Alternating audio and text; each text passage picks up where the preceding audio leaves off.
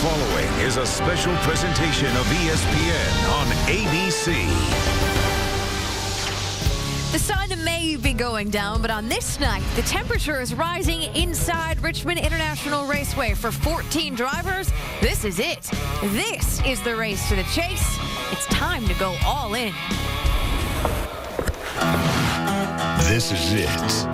One last race to go all in. A lot on the line tonight. These drivers either play their hand or lose their chance at a championship. Lady Luck is watching, beckoning the final round. A hand that will define the 2011 season, sending you straight into the chase or to the back of the pack. Nobody willing to give an inch. We'll see if the elites rise to the top. Working a bad hand into a winner takes focus and nerve. We're going to run this bad. It really doesn't matter whether we make the chase or not. And before you know it, you're on a roll. Tony Stewart putting on a clinic for the rest of the drivers here. The stakes are high. You better be sure you know why you're playing at this table. Junior again trying to hunt his way. Junior Nation is on its feet. Early in the game, wins can come easy. Denny Hamlin scores his first win of the year. But if you've got nothing to play for, you may as well pack it up and go home. So frustrating. We're done. All the long shots are still in the game. Their chips may be down, but their hopes are high. Right now, it's down to just plain hard-nosed racing. Who will fold? Who will let it ride? And who will walk away with Lady Luck right by their side? Richmond, NASCAR, the chase. It's time to deal. This is where everybody earns their money. And it will all unfold tonight from Richmond International Raceway, 400 miles to determine who's in and who is out. Jeff Gordon doesn't need Lady Luck tonight. No matter what happens, he's in. Tonight, he's racing for bonus points and a better seed come Chicago. So is Jimmy Johnson. For the first time all season, the 5-time champ is the points leader heading into a race. And tonight, he says his car is bad. Bad fast, that is. Dale Earnhardt Jr. cannot afford a bad night. He's got a 25-point cushion over 11th place, but he's starting tonight in a bit of a hole. He starts 27th. There is also Tony Stewart. He's 10th in points, but here we are at another short track. Stewart has finished 16th or worse in 8 of the last 9 short track races, and tonight, Stewart is on the bubble. Not bad at all. It's very, very drivable. Here comes the move. Tony Stewart is putting on a clinic. Good where I need to be. It's going to be hard for me to drive off of this. In the wall, hard wreck. Stewart almost lost it. Awesome job, bud. And there's no doubt all eyes will be on Tony Stewart tonight as he attempts to make the chase for the 7th time, Tony. So based on lap tracker and how your car was handling in practice yesterday, how good are your chances at making this? I think pretty good. I think we have a car that's a top 10 race car for sure. So we just got to be patient at the beginning of this thing and, get ourselves in the top 10 there. And once we get there, I think we're going to be in good shape. But we'll race the race just like we would any other race. We're going to race this thing to win it tonight. All right, he's going to roll off 22nd. Another guy who has to race his way into the chase is Dale Earnhardt Jr.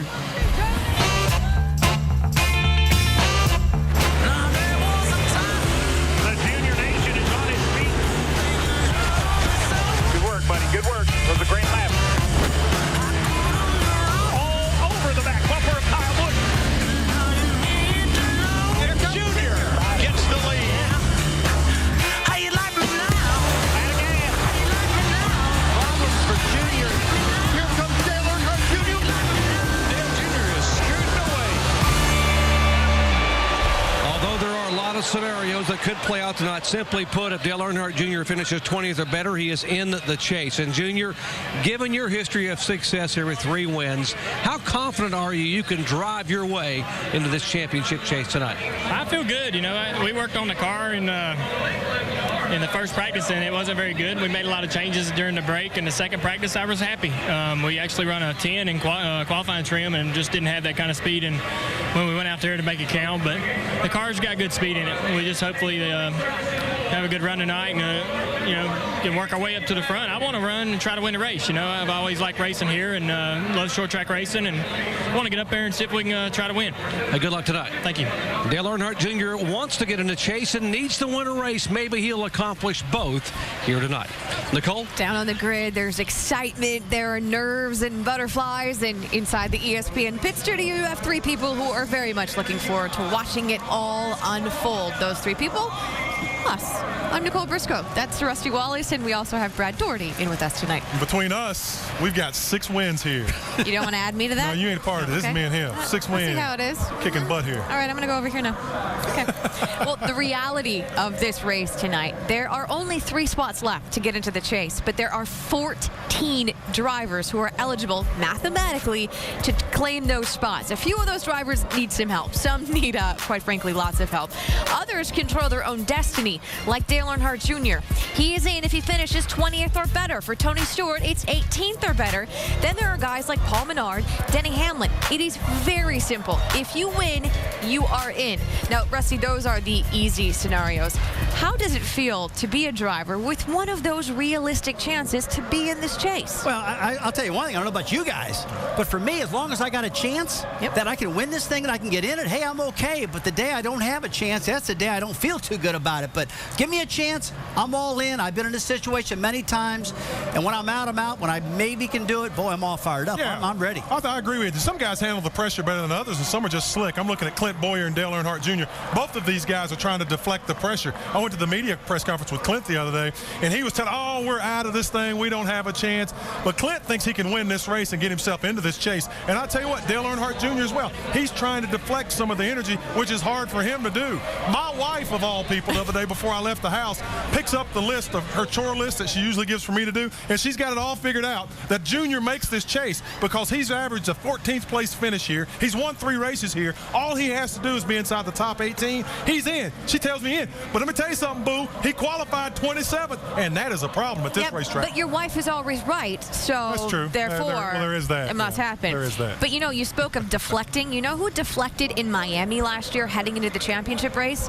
Jimmy Johnson. He put all the pressure on Denny Hamlin, and we know how that one worked out. Right. Let's get back to this place, though. Richmond. Is there a better place for all of this to unfold? No, there's not, because, the one reason I like about this track, Nicole, it's a driver's racetrack. Look, it's not like Talladega where you go down there and you got to depend on somebody else to run good. Or maybe not like a high horsepower track like Michigan or Chicago. We need a lot of power to run good. And, Brad, what about the road racers? Yeah. Every time we go to a road race, we're talking about the road race ringers, all this type of stuff.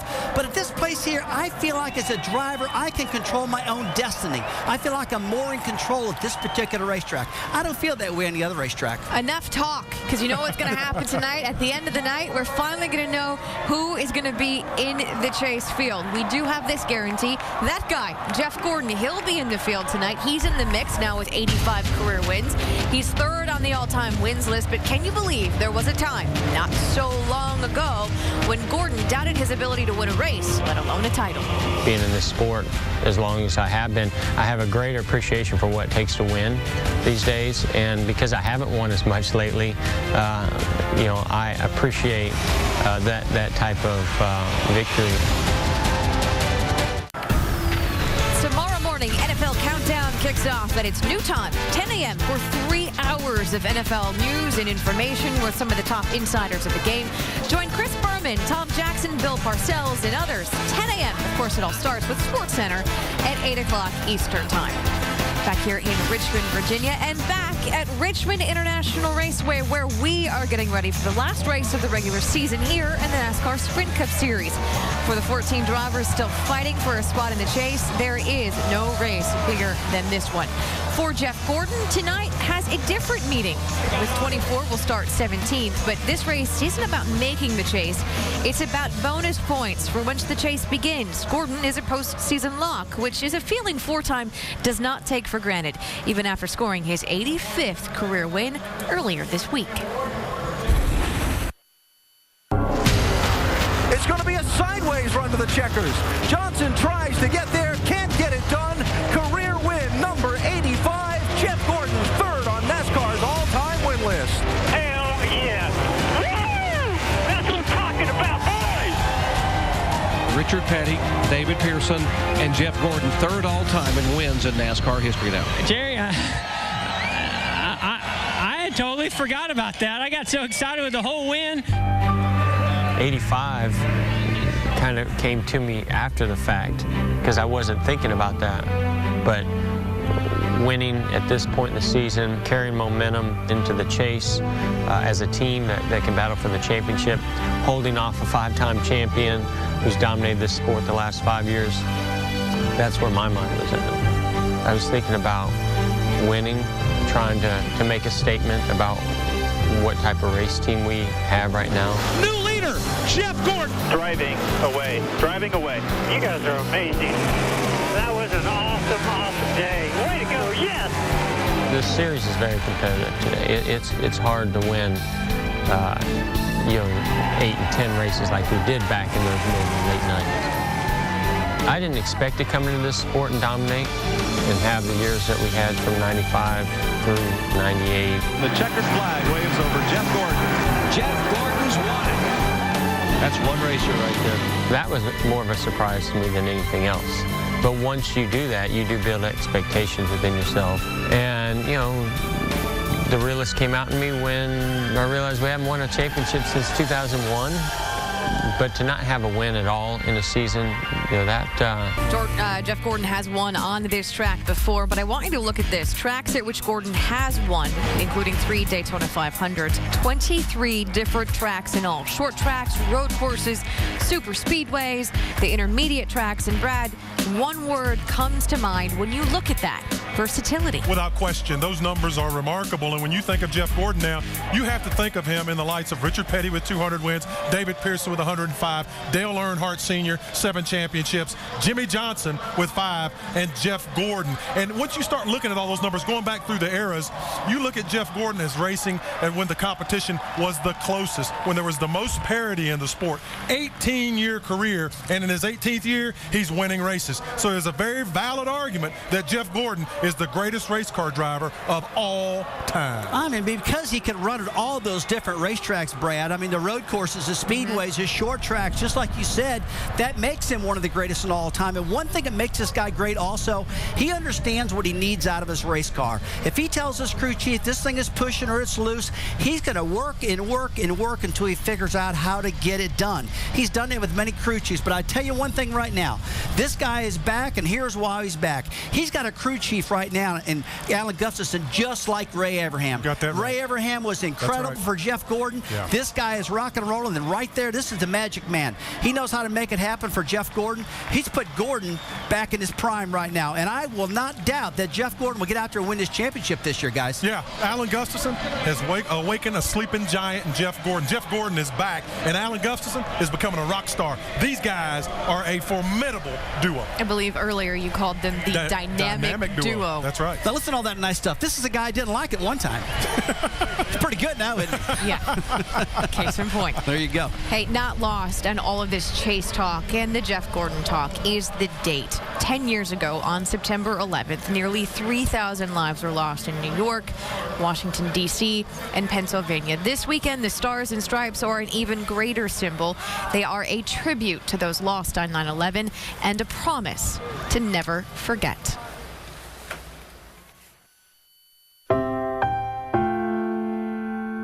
I remember getting a phone call saying you need to turn the news on. I remember the faces of the men and women that ran out of the buildings with the ash on their face and the fear in their eyes. I remember being scared. I remember the shock. I remember the fear. I remember the courage of everybody that had to go through what seemed like a day that would never end. I will never forget. Never. Never. Never. I will never forget. I will never forget.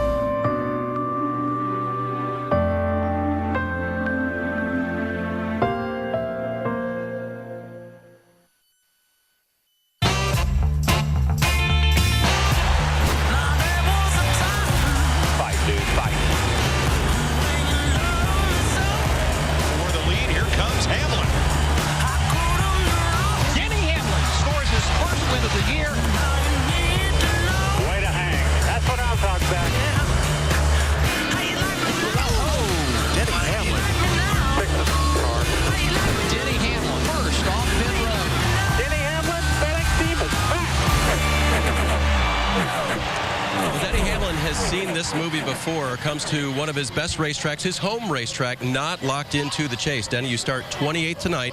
What are you focused on?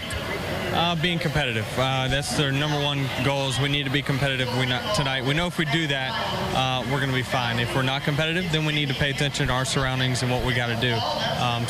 But my job is to go out and put this car up in the front. And, we weren't that good yesterday. I think we found some stuff possibly that is the reason for it, and hopefully that's the case, and we get our old car back tonight. He's won this fall Richmond race the last 2 years. This would be a great time for the three-peat. Nicole? Well, it's not just about the drivers. A lot of the focus, of course, is on them because they're in the cars. But Tim Brewer in the Crossman Tech Garage, how can a crew chief give a little extra help to the driver who's trying to make the chase tonight? Nicole, it's all about strategy. Every time the car went by me on pit road, strategy changes. What can I do to make the car faster? For instance, caution flag come out, 30, 35 laps to go. What are you going to do to make my car better? I'm going to give him 4 sticker tires, up the air pressure a little bit, giving him all the grip I can. Hey, the fuel tank, if we leave the fuel out of this fuel cell, it makes the car lighter. About 100 pounds, what I'd like to be lighter. That enables me, with the fuel out of the car, raise the rear spoiler up about 3/8 of an inch. What that's going to do is give me all the downforce we can possibly have. But with that said, light race cars, aerodynamics, that's the best possible scenario I can give a guy to be faster. And hey, after that, I'm all in. It's all up to you now, driver. Nicole? Lots of strategy to play out tonight, but there are a few key points that you may want to avoid, like turn 2 on this track. This track can be tricky, and turn 2 can bite. In the last 11 years, there have been 44 accidents in turn 2 involving some 65 cars. So when we look at our Bush Baked Beans recipe for success, Rusty, I want to start right there. Turn 2. Oh, yeah, turns 1 and 2. Tell you the truth, Nicole, at this particular racetrack, when I come here, I was always concerned about these turns. You fly down to the turn 1, the cars get loose. A lot of times they spin when they get underneath the car, they land in turn 2. It's a big problem area right there, Brad. Yeah, you're exactly right. Turn 2 really gives them a lot of problems, like you said, 1 as well. But the other thing you got to really pay attention to is avoiding trouble. You have to stay out of everyone else's squabbles. We saw it last night in the nationwide race. We saw people get swept up in other people's issues on the racetrack, and that is taxing on a driver because you're constantly having to put yourself in a good position each and every lap so you can avoid those issues. Yeah, another thing you do is manage your equipment. Don't go out there and tear your car up. Look at here, Denny Hamlin, 2008, out there running up front, dominating this race, 20 laps to go. Right front tire blows out because of brake problems, stuff like that. If a crew chief sees hot brakes, he needs to tell his guy about it and warn him because it'll tear tires up. Take care of your equipment. Yeah. There are a couple of groups of drivers that we'll see out on the track tonight. This first group, let's call them the locked-in guys. They're locked into the chase. Yeah, they're looking good, Roger. These guys have got no pressure. Do what you want. They're all going to go for a win, and then that's about it. Try to get some bonus points.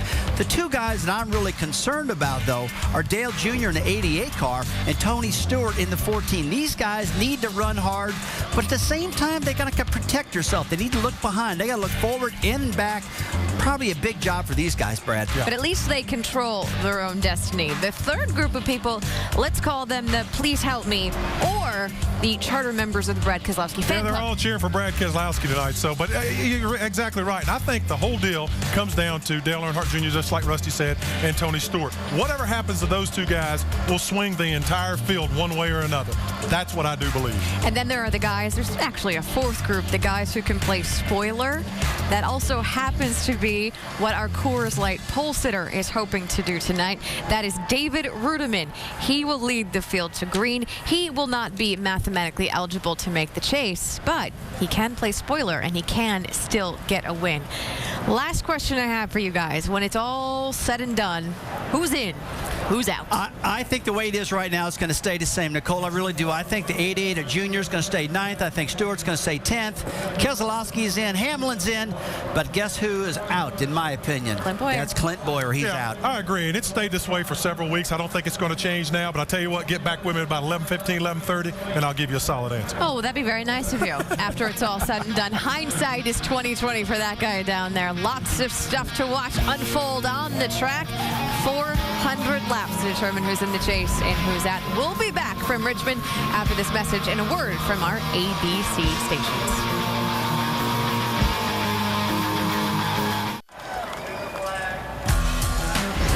At Richmond International Raceway that will play host to the race to the chase tonight. 3 spots, 14 eligible drivers. They're mathematically still eligible. But tonight is also about remembering 10 years ago, September 11th. On the track tonight, so many tributes, including one car, no sponsor, few decals, just the stars and stripes. So now time to go trackside for a very special pre-race ceremony.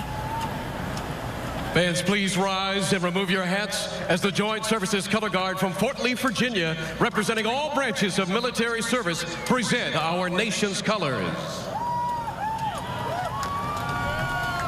Please welcome Danny Rodriguez, best known as the singing police officer from New York City, as he performs God Bless America.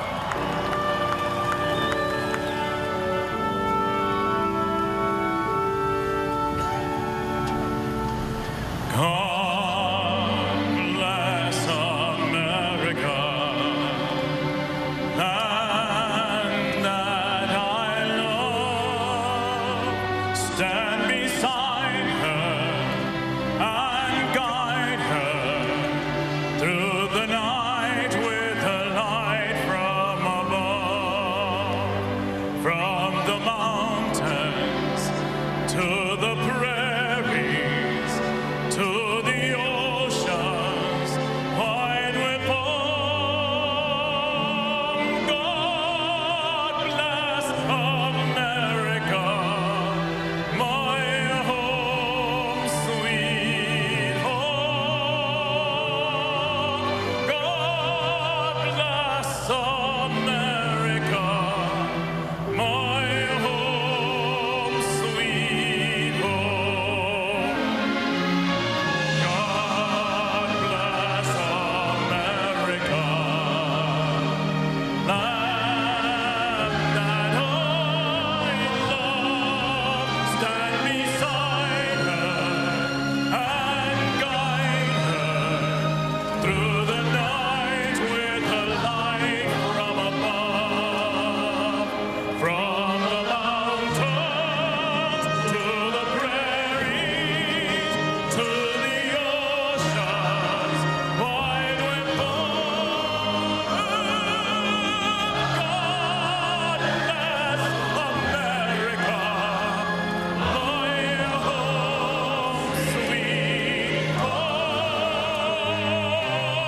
God bless America, our home,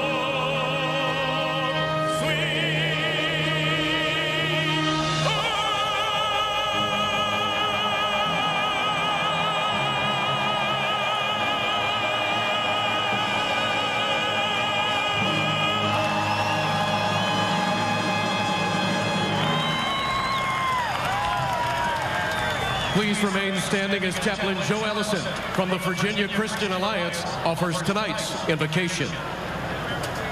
Let us pray.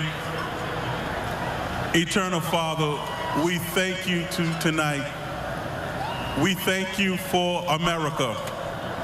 We thank you for this country that we love so much.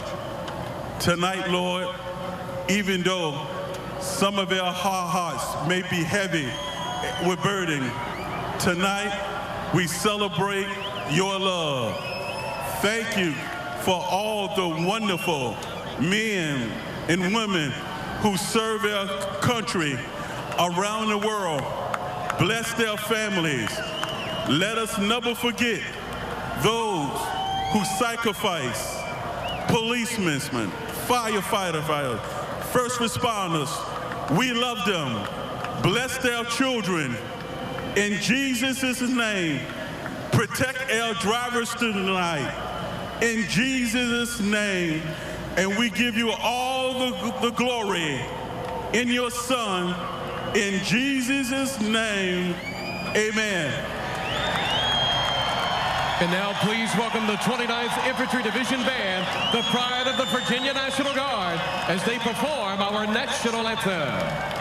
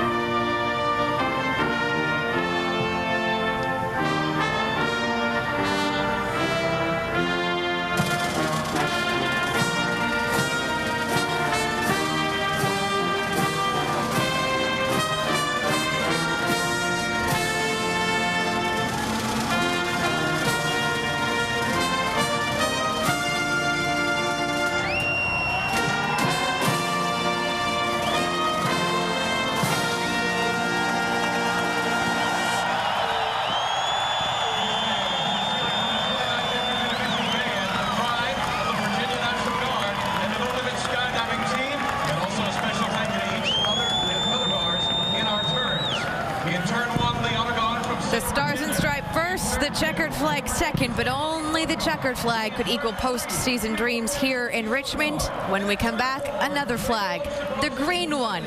Stay with us. ESPN's coverage of the NASCAR Sprint Cup Series on ABC. Brought to you by Nationwide Insurance. Nationwide is on your side. And Sprint, proud sponsor of the Chase for the NASCAR Sprint Cup. 25 races have put us in this position. One race to go until the chase field is set, and 400 laps here at Richmond International Raceway. And Alan Bestwick, you have the job of sorting it all out tonight. Oh, but it's a fun job, and we are looking forward to a great night of racing here in Virginia's capital. Alongside Dale Jarrett and Andy Petrie, want to start with this. Over the 7 years, the chase format has been used to determine the championship.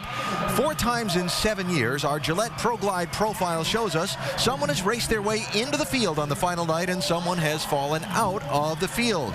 Skeptic or believer, we'll see how it works tonight. Dale Earnhardt Jr., Tony Stewart, the only 2 guys that can fall out tonight that are in the top 10. They've said all the right things in the interviews and in the press conferences. What's the night really going to be like for them? Yeah, they've done a nice job of convincing everyone around them, and probably somewhat themselves inside, as they try to make sure that they believe that they can get the job done. But these guys are a bundle of nerves. They know, especially starting where they are back in the middle of the pack, there's a lot of things that can happen in this night. They also know that they have the race teams and the talent to get the job done. But make no mistake about it, they are very nervous, especially about the start and restarts throughout this race.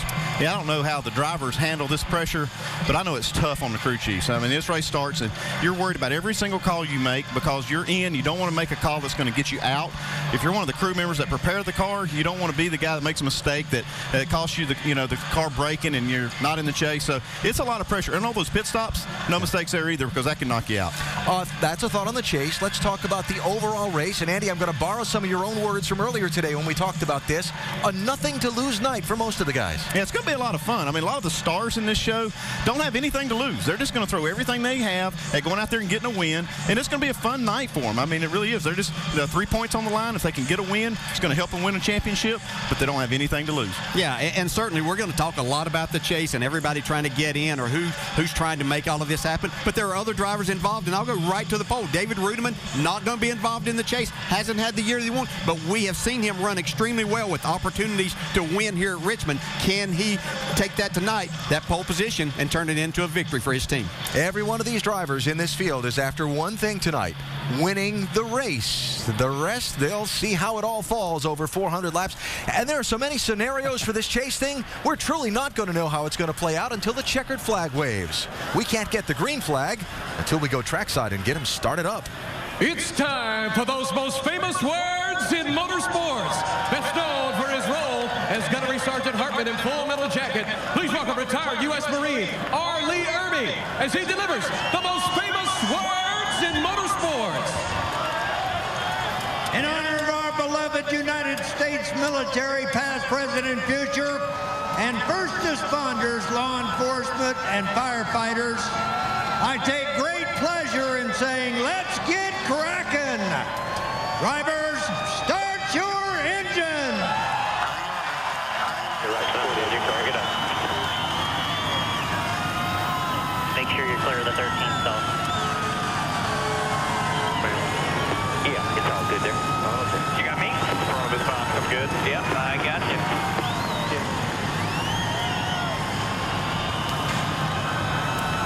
Almost time to go tonight in Richmond. The man who is the key to all of the various scenarios of who gets in and who maybe gets left out of the chase is our in-race reporter tonight. We'll talk with Brad Keselowski, a 3-time winner this year, when we come back.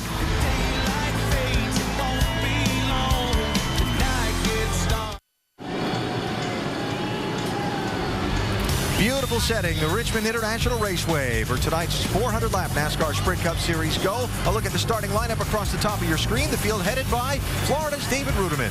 His first pole in some 2 1/3 seasons. Jamie McMurray alongside him on the front row with his best ever Richmond start. When we get back to row number 10, you will find our in-race reporter tonight, the man around which so many of the scenarios revolve, Brad Keselowski. Hey, Brad, Dale Jarrett, ESPN. You have a copy? Yes, sir. All right, Brad, let me say first, congratulations from all of us on making the chase. But overwhelmingly, in our ESPN mailbag question, Junior Nation is asking, will you try to help your friend Dale Jr. make the chase tonight? Well, you know, I've had a lot of fun with Dale. He's a great friend, a great competitor. He gave me the break that I need to get to this level, and I appreciate that. But, you know, part of the giving that break is knowing that I would give 100% in everything I do, and I'm going to give my team 100% tonight and race as hard as I can, and whatever happens, happens. All right, let's stick with this. I know that you're very aware that you're right in the middle of many of these chase scenarios. Have you been thinking about that, and what are your thoughts on that racing tonight? Yeah, absolutely. I've been thinking about it. You know, there's a lot of cars here that need some help for me as far as getting in the top 10. You know, we got Paul Menard and some of those other guys that have wins that would get moved up. So, you know, I think I'm hoping they'll catch me a couple breaks when I need them, and that'll help us out. All right, Brad, thanks for talking with us. You have a great night, buddy. Thank you very much, Dale, and enjoy the race here. Brad Keselowski, our in-race reporter tonight here in Richmond. Our onboard cameras, one of them in Brad's car, but talk about storylines, right? We've got the two drivers that are in chase position that haven't clinched yet, Junior and Stewart. We've got the two wild card guys, Brad and Denny Hamlin. One trying to displace them, Clint Boyer, and a couple of pretty good candidates to win the race, Martin Truex and Kurt Busch, Bobby Labonte, former champion. A lot of good looks tonight for our go here in Richmond. Yeah, should be fun to watch from those in-car cameras. And our over-the-wall reporter tonight is changing front tires on David Gilliland's car is Kenyatta Houston. Kenyatta's going to have his hands full down there on this short track pit road. Get him. Have a good night tonight. All right, all right. And for some stories on some of the main players in tonight's championship picture, we begin with our Vince Welch. Alan, Clint Boyer can still make the chase, but he must win the race if he's to make the chase, and then he needs some help even beyond that. Win the race and get some help. It's all or nothing for Clint Boyer tonight. Dave Burns? Denny Hamlin has made his first 5 chases, but he's not in this one yet. A win or a best case scenario will get him in there this year. He told me in Countdown he's got to be competitive. He hopes they turn around their car that wasn't great in practice so that he can race his way into the chase. Dr. Jerry Punch? In September 1999, Tony Stewart won his first career Cup race here at Richmond. That jump-started a career that now includes 2 NASCAR Sprint Cup titles. Tonight, all Tony has to do is finish 18th or better to get a shot at title number 3. Jamie Little. And just like Tony Stewart, Dale Earnhardt Jr. must race his way into the chase tonight. The magic number is 20th. If he can finish 20th or better, they'll do just that. Now, they put Jeff Gordon's setup on this car, and the team is optimistic. Alan Bestway. Jamie, thanks. Earnhardt Jr. driving a Chevrolet. Chevy brings you Drive It Like You Want It. Enter for a chance to win a new Chevy Silverado and a trip to Texas Motor Speedway to meet Team Chevy drivers Mark Martin and Jeff Gordon. Visit driveitlikeyouwantit.com right now. Another Chevy driver, Jimmy Johnson. His team always with a good pre-race pep talk on the radio before the race starts. What about tonight's? And once again, everybody remember what happened here 10 years ago on 9/11. It's great to see all these patriotic teams, everybody here to support our services and what everybody does for us, the New York Fire Department, everybody that's been involved. We appreciate what you do. Enjoy the race. Crew Chief Chad Knaus, and so many red, white, and blue and star-spangled paint schemes by race teams and their sponsors in the field for tonight's race. Our broadcast tonight available in Spanish by activating your SAP button. That coverage presented by ESPN Deportes. Saturday night, short track racing.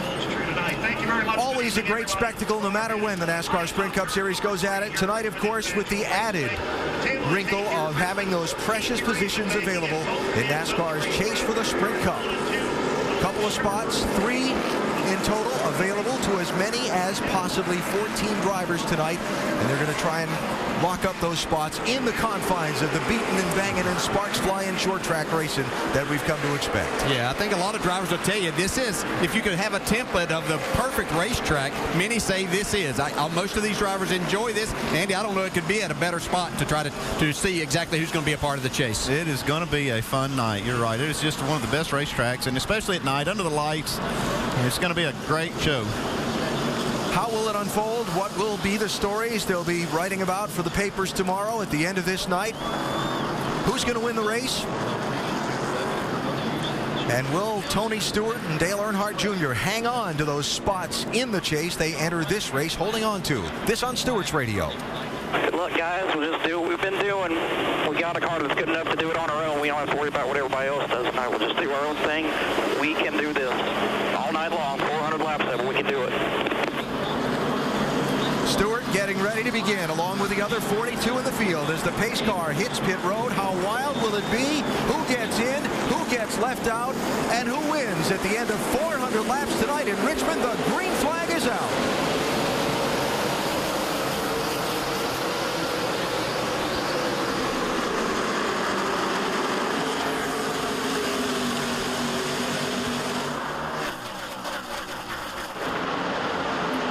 McMurray in the one, trying to wrestle the lead away from Runeman in the double O. And here comes Jimmy Johnson, looking low in the 48.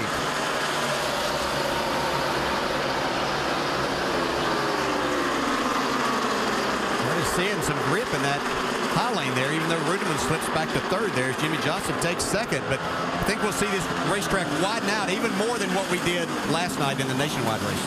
Double wide, A.J. Allmendinger, 43, Jeff Burton, 31. That's for 7th and 8th places. And trouble already. Turn 4, Andy Lally in the 71 car is in the wall. Caution flag is out. Saw Andy Lally lock the wheels up, get into turn 1 on the very first lap. I don't know what happened here, but I did see that earlier out of this car. Lally was running 36th at the time and has had the back end of his car rearranged. Having some contact. Looks like Mike Bliss in the 32. Yeah, that turn 3 is a tough spot to enter side by side at times. Car really wants to get loose there. All you do, you might catch the apron just a little bit with the left front and it shoots you straight up the track. So Jamie McMurray, the early leader. We are quickly, though, under caution at Richmond. We'll come back for the restart after this message and a word from our ABC stations.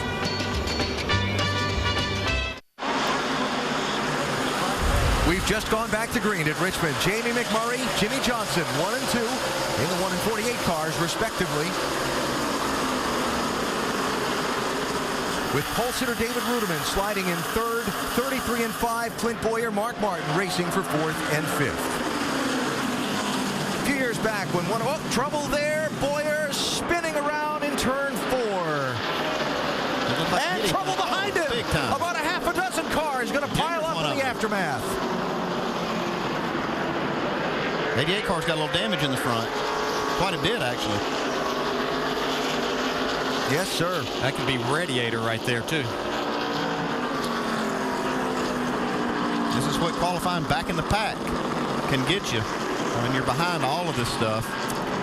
A few years back when Dale Earnhardt passed away, NASCAR fans started this tradition of being silent on lap 3 of the race that was picked up and run with to pay tribute to him. For its tribute to those lost in the 9/11 tragedies tonight, NASCAR has asked fans and broadcasters to be silent for laps 9 through 11.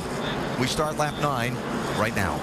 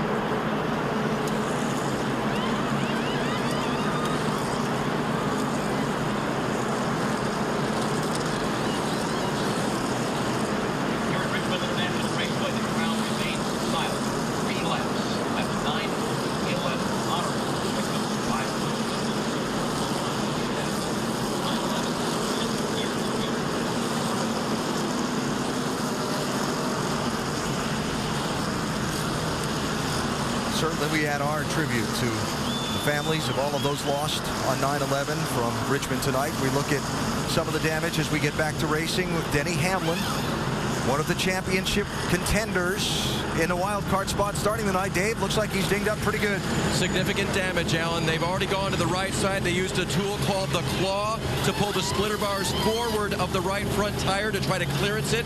They've tried to clearance the fenders on the left side now. They're going to put 4 tires on. It is overheating. He'll go around the track. They'll come back down pit road and work some more. Jamie.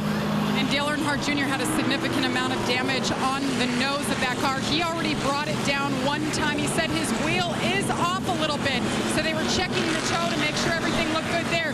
Their biggest concern, you see it there, is overheating. So they pulled a little bit of heat. Steve Letard's crew chief there, very calm on the radio, talking everybody through what was going to happen. They put 4 new tires on him, pulled some tape. They're going to feel it out here and see if they do need to bring it in once again. Now, those stops for Junior and Denny Hamlin have come while pit road is closed. NASCAR leaving the pit road closed because the safety workers have been there trying to work to remove the car of Robbie Gordon where it sits after the wreck that started with one car getting spun around and ended with about a half a dozen others in the jam. It looked like it was going to be innocent enough. I mean, Clint Boyer got his left front down on the apron there, got him loose up into the 0-0 of David Rudiman. It looked like he was kind of up out of the way, but then things started happening. Looks like maybe Junior got in the back of Matt Kenseth in the 17, and that triggered a lot of things happening after that. Yeah, it looked like the 33 car, Boyer, was going to be able to just drive away with no damage other than that contact right there. And then, boy, did it break loose behind him. Racing for 3rd spot at the time. Yeah, it does look like Junior got into Matt Kenseth, and that just caused everybody. Yeah, you can see Hamlin hard into the outside wall. Riding here with Clint Boyer.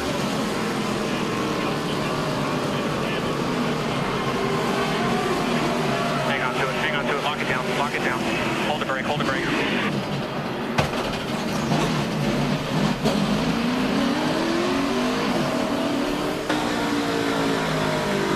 And with Dale Jr. Take it out, watch him here, go low, keep coming there. Go low, keep coming low, watch him.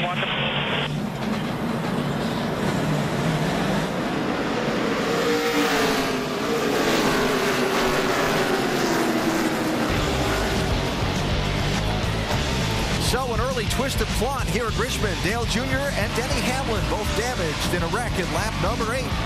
Working on their cars.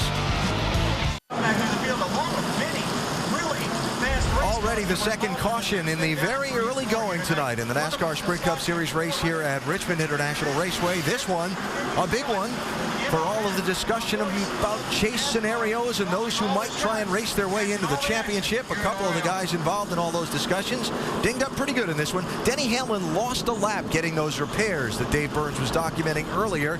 So Hamlin right now back in 40th position and back for more. See all the special tools they have ready to go just for this situation, and it looks like it's paying off. Dave? Well, they were checking the shock mount in the left front there. In fact, I'm going to switch my scanner back on just to see if they determine if the shock mount is okay. Mike Ford's words, if that's a bent thing, we've got bigger problems. But they're trying to get the left front up a little bit. They were going to put a quarter packer in the left front of that race car to try to lift the front end a little bit more. They're putting patches on as well. One good thing, Denny thought the steering was really messed up. Since he's been around the track a couple times, he said the steering is not all that bad, but his car is in woeful shape right now. Yeah, he made that hard contact with the outside wall, and you see all the other damage on the left side. I guess they're wondering, you know, that he's probably going out there running fast enough to see if it's going to drag, and it must be hitting the splitter or hitting something while they thought they might need another packer. And Dale Earnhardt Jr.'s car in, getting more attention done to it. Yeah, I'm surprised that damage didn't get the radiator, because it's back quite a ways there. All right, go ahead. Nice and easy. Don't speed. Let's go to Tim Brewer in our Craftsman Tech Garage. Tim? AB, you have to have airflow here for 2 things. That's the brake ducts to cool the brakes and the radiator. And that air passing through here, if it gets anywhere in an area of the ductwork in this area over the front of the radiator, you're going to have a situation where you're not going to have adequate airflow to the radiator, and that's when you're going to burn the engine up, and that will put you out of the race for a championship. AB? What are they saying about this 88, Jamie? Well, they pitted 4 times now, and you can see the front. Tim Brewer was talking about the tape. Well, they pulled all the tape off of the front of this car. The problem is, Alan, they don't want to lift the hood. They're scared they won't get it closed. from the side and underneath trying to clear all of those fenders. We'll keep our eye on the 88, Alan. If they raise that hood, it could be a problem. Maybe not getting it back latched. They'd end up sitting there losing laps trying to do that. They're just going to hope for the best here. All right, so eventful to start. Denny Hamlin on pit road as the field comes to the restart. Green flag. Pace car is off. Okay, go. Gotta go. Hamlin going to try and catch up. We go green. This restart presented by American Ethanol.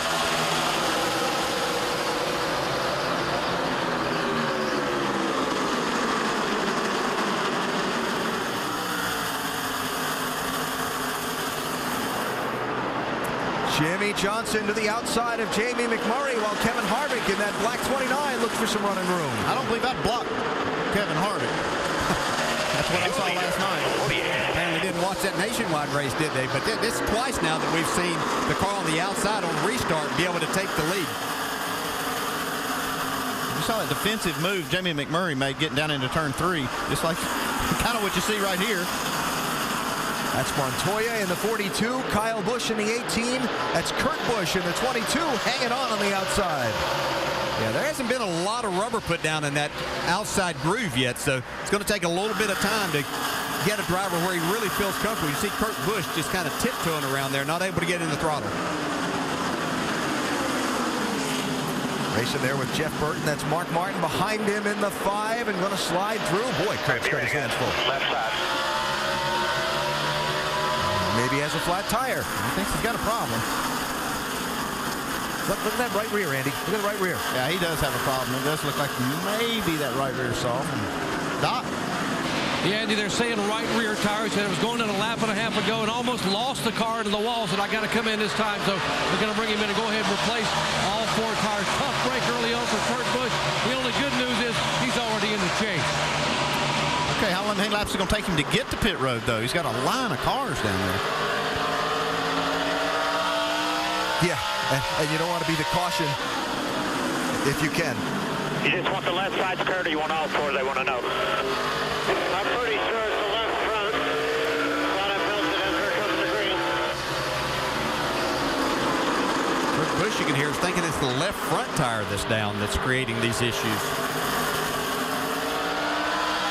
Left front looks up. Yeah, this left side's the front. All right, well, you heard Kurt. He thinks it's that left front, so we'll see what they do if and when he's able to get through some of this traffic and get down to pit road.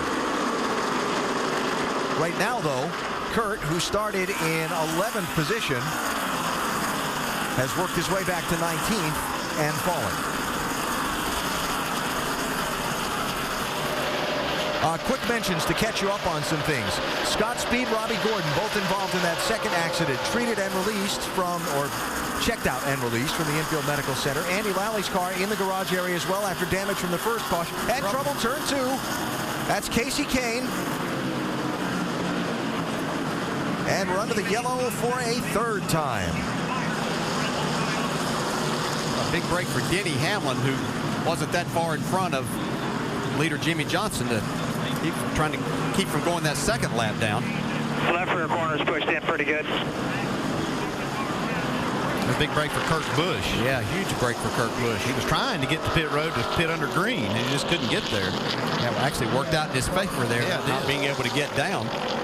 You want to catch the caution, you don't want to be the caution. Yeah, he hung on to not be the caution. Looked like it was close to him, though. Yeah, the caution was for Casey Kane, who was running 11th at the time. Former Richmond winner. In fact, got his first career win at this racetrack, but backside of that Red Bull car's kind of beaten up. Brad Keselowski going to be the first to make a move to pit road, the 14th place car. The 14, there's Tony Stewart in also.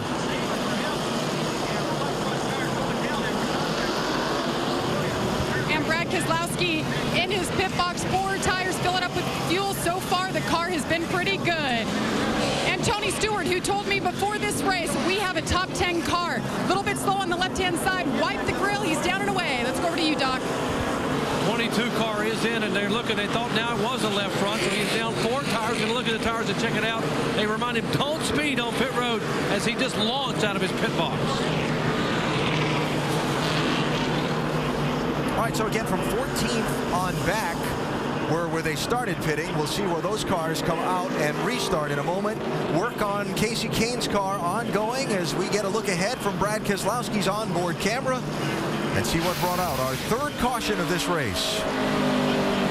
Slow up in front of you, slow up high, slow up high, slow up high, slow up high. Little contact. And the caution is out. All right. From behind. Yellow fever early on tonight here in Richmond.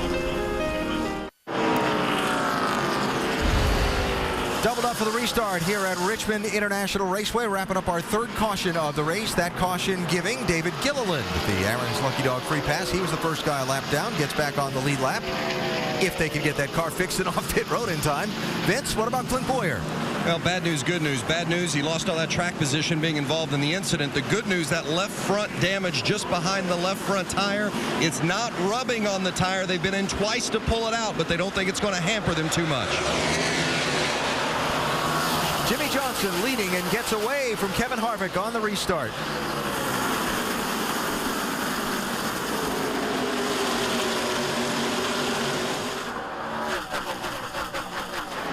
A little bit rugged to start the race. Let's see how many laps they get going this time. And someone suggested there might be a full moon. It started out like that for sure. I really like the way Harvick's car looked off of turn 2 on that first lap. He passed Jamie McMurray on the outside, got a big run. Haven't seen anybody really be able to go on the outside. Double wide from 4th on back. It's Montoya 42, Ruderman 00. And 3 wide behind them.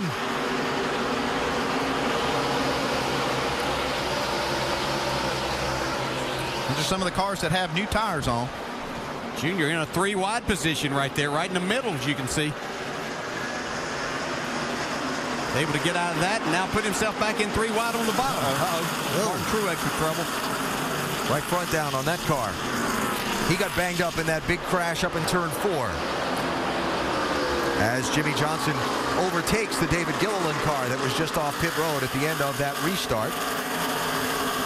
Johnson settling in, couple of car lengths in front of Kevin Harvick now with the first 5. Back to 5th place, Kyle Busch sorted out single file, 3 wide into the corner. Look out.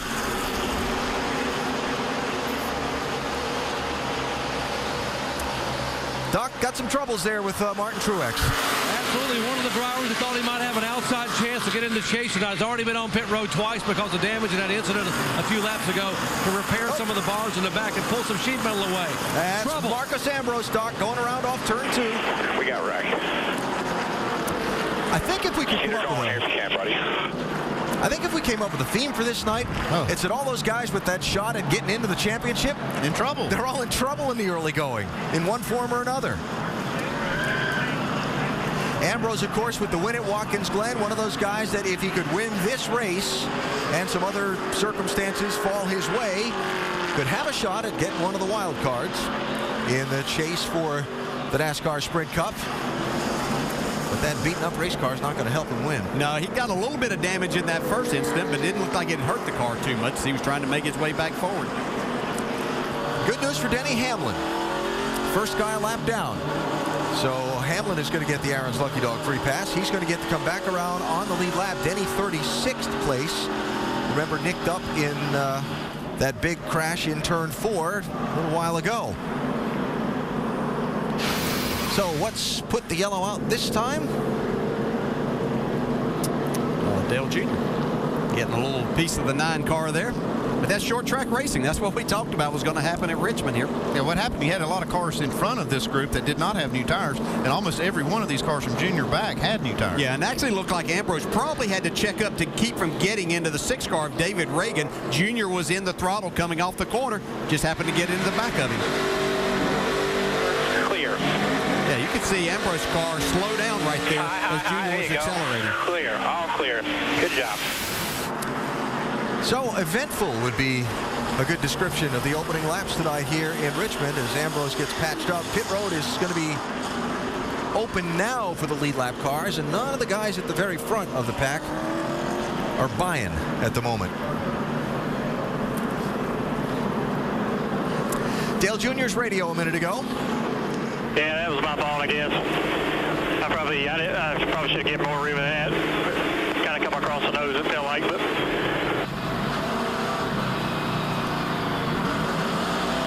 Yeah, kind of came across. He was in the gas. Had to go. It's time to go. Can't be messing around here. Can't wait long on a short track. You'll find that leader. Well, you'll get hit from behind if you check up. So I think that's these drivers that are trying to make it. Probably their worst fear is getting in a situation where they get hit from behind and knocked into something. And while we have a moment under the caution, the president of NASCAR, Mike Helton, has stepped into the booth to join us. Mike, at the beginning of this season, NASCAR made adjustments to the way this field for the championship was going to be determined, brought the wild card into play. What have you been hearing about fans as we've built up toward tonight? Yeah, I think a lot of energy's been put into the chase in general this year, and then the wild card put emphasis on winning races, and I think we've seen the results of that in the first 25 races, and the first 40 laps tonight's a little bit that way too. So. Yeah, got to go now. Yeah. The 9/11 tribute before the race. I know NASCAR was really thankful for all of the involvement that it had tonight in making that happen. Yeah, and you know, every September race in Richmond, we have a chance to remember 9/11, and of course this one's special because of the 10th anniversary, and it's a good opportunity to remember what happened, the families that were directly affected, the soldiers who went to react on our behalf ever since then, the first responders that did what they did fearlessly and courageously that day and ever since. So it's a good opportunity to highlight all that and just remember, because we should never forget what happened that day and the ramifications from it, and we should teach people that weren't around that day what that day meant to all of us, and remember that as big as tonight is for us, there are bigger things that can happen. Absolutely. As we turn our attention back to the race, a lot of folks have asked, how will you officiate tonight? They ask the drivers all the time, do you race any differently? Do you officiate any differently tonight? Well, what you really do is you take a race like this and you try to officiate all the other ones like this one, because it needs to be it needs to be the same every weekend. Certainly we maybe have a little more anxiety and watch a lot more stuff go on, but we try to do them all the same. Well, I guess the boys are having at it tonight. They certainly seem like it. We're not barely 10% through tonight, and there's been a lot of action. But, you know, that's Richmond, and it's actually kind of encouraging to see Richmond shine again like this, because, you know, we've seen a lot of years up here racing where it's aggressive, and they've certainly started off that way tonight. Mike, we've had a lot of years, and I just want to say thanks for what your part and everyone else at NASCAR for doing these very special things and providing us a chase that's going to be extremely special too here. Yeah, these are proud moments when you introduce soldiers in the drivers' meeting or particular dignitaries that had a role in all the things that we depend on having done, and see our industry react to it, the fans in the grandstand. That makes you proud of our sport, and we certainly are. Congratulations in advance on what's going to be a great night. Thank you. NASCAR President Mike Helton, great crowd here in Richmond, all coming to their feet. That can only mean one thing: green flags back in the air.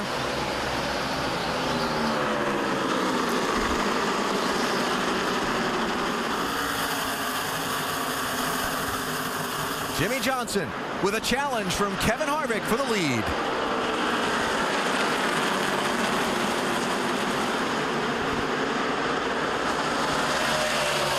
A challenge, but not a successful one yet. Able to hold him off for the time being. You know, we've had questions here the last few weeks about Kevin Harvick and his race team getting back on track. They have those 3 wins, but performing hasn't been something they've done the last couple of months. So nice to see him running up front again.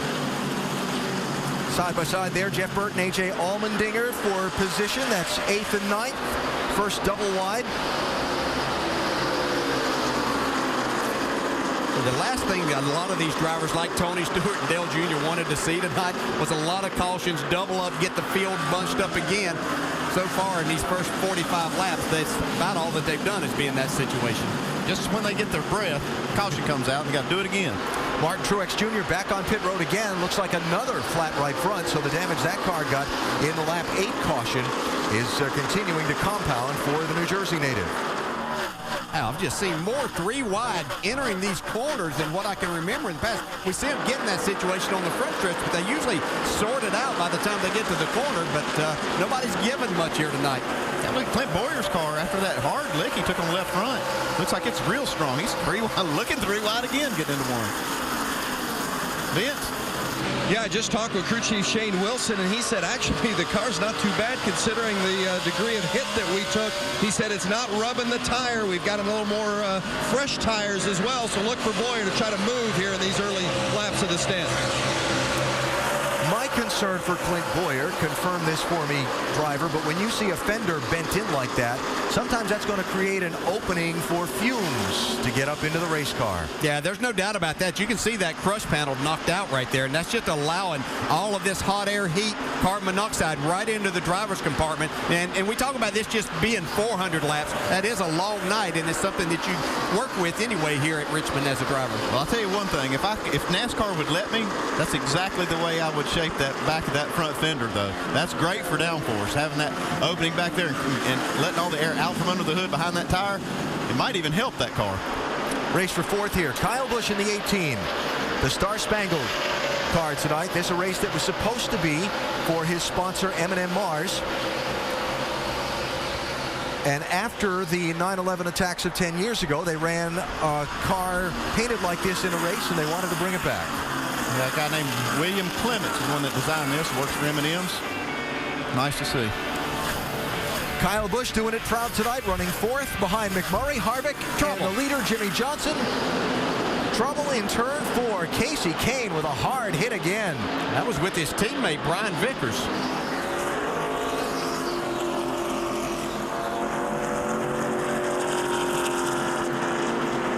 If I saw that right, Kane took a double hit there. He went up to the top side and then down to the inside. See him moving in the car, and there goes the window now. That's a good sign. Man, he hit hard. Wow.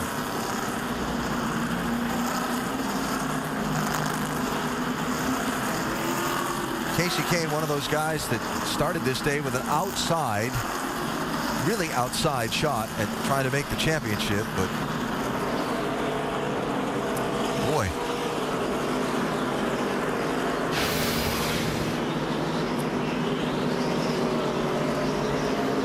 You see the two teammates racing side by side, but Marcus Ambrose gets into the left rear of Brian Vickers. His teammates on the outside, nowhere to go.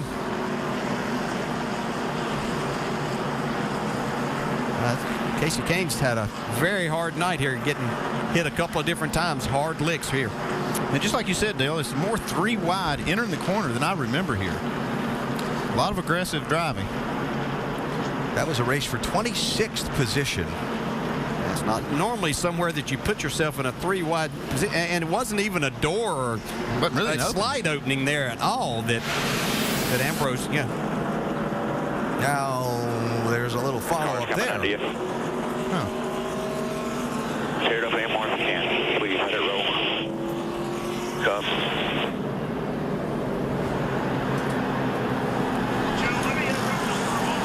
Oh, hit pit road here. Hit pit road. Uh-huh.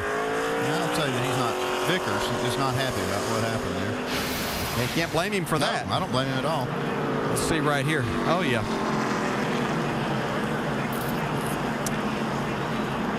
NASCAR has told Brian Vickers to take that car to the garage area and keep it there for a while.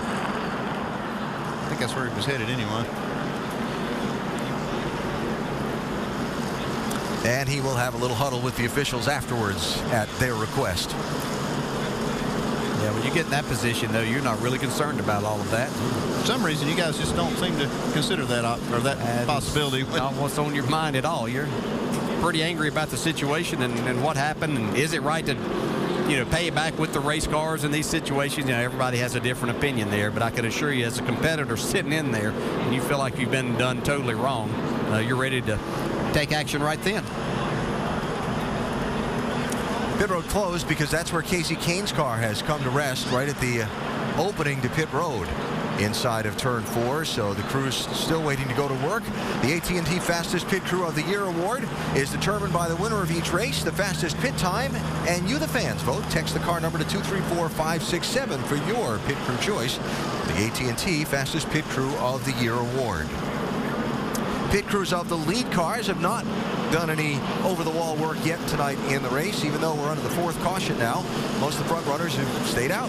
Oh, but they won't back in that mess going on. Well, I'm trying to figure out this strategy because you had some of the cars that pitted back I think it was lap 28 or 30, and have fresh tires, this might be an opportunity to kind of get off sequence of some of these leaders, because you know the leaders will probably be coming when pit road opens. And we'll see what happens. Tony Stewart was one of those, Brad Keselowski. And they had to make those stops thinking that that might get them in a situation that they may play some strategy just getting off to stay out. Yes. Looks like Clint Boyer is the farthest ahead in the field, Andy, of guys who have made a pit stop so far, and he's all the way back up to 11th. Yeah, it was lap 28 that most of those guys did pit. That's when Boyer pitted last, and Kenseth. Yep. Looks like David Reagan, Kurt Busch.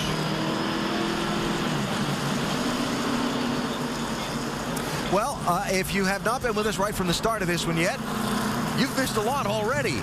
We've had Denny Hamlin and Dale Jr. in a wreck back at lap number 8 that was started when Clint Boyer spawned racing with David Ruderman for a position ahead of them. They all piled up afterwards. Casey Kane has been in 2 accidents at lap 27 and again at 53. Neither one of them his fault. No, wrong place at the wrong time for those.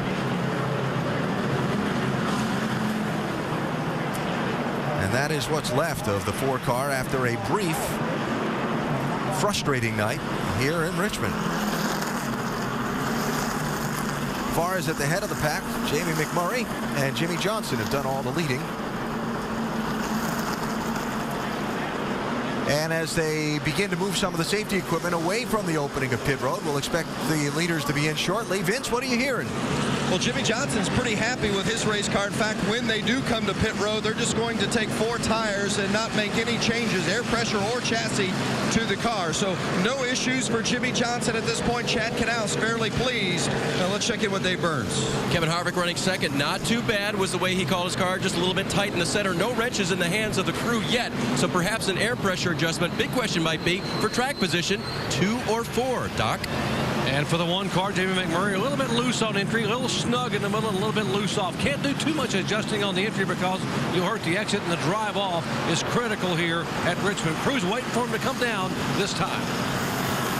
Pit road is open. Here they come. Jimmy Johnson leading them in. Chad Knaus says he expects his pit crew to be flawless, and they have been better this year. As mentioned, a 4-tire change, 1 can of fuel, no changes to the 48. Doc? Air pressure change only for the 1 car. McMurray right side tires going on. Going to go ahead and put 4 on it. Top it off with Sunoco fuel. Dave. 4 tires is the call for Kevin Harvick. Sunoco fuel. Air pressure change in the left side tires. The race off pit road will be down in the lower right-hand side there. David Ruderman will be passed by Carl Edwards, who took just 2 tires. And some other guys did not pit under this caution. There'll be a new leader when we go back to racing after this.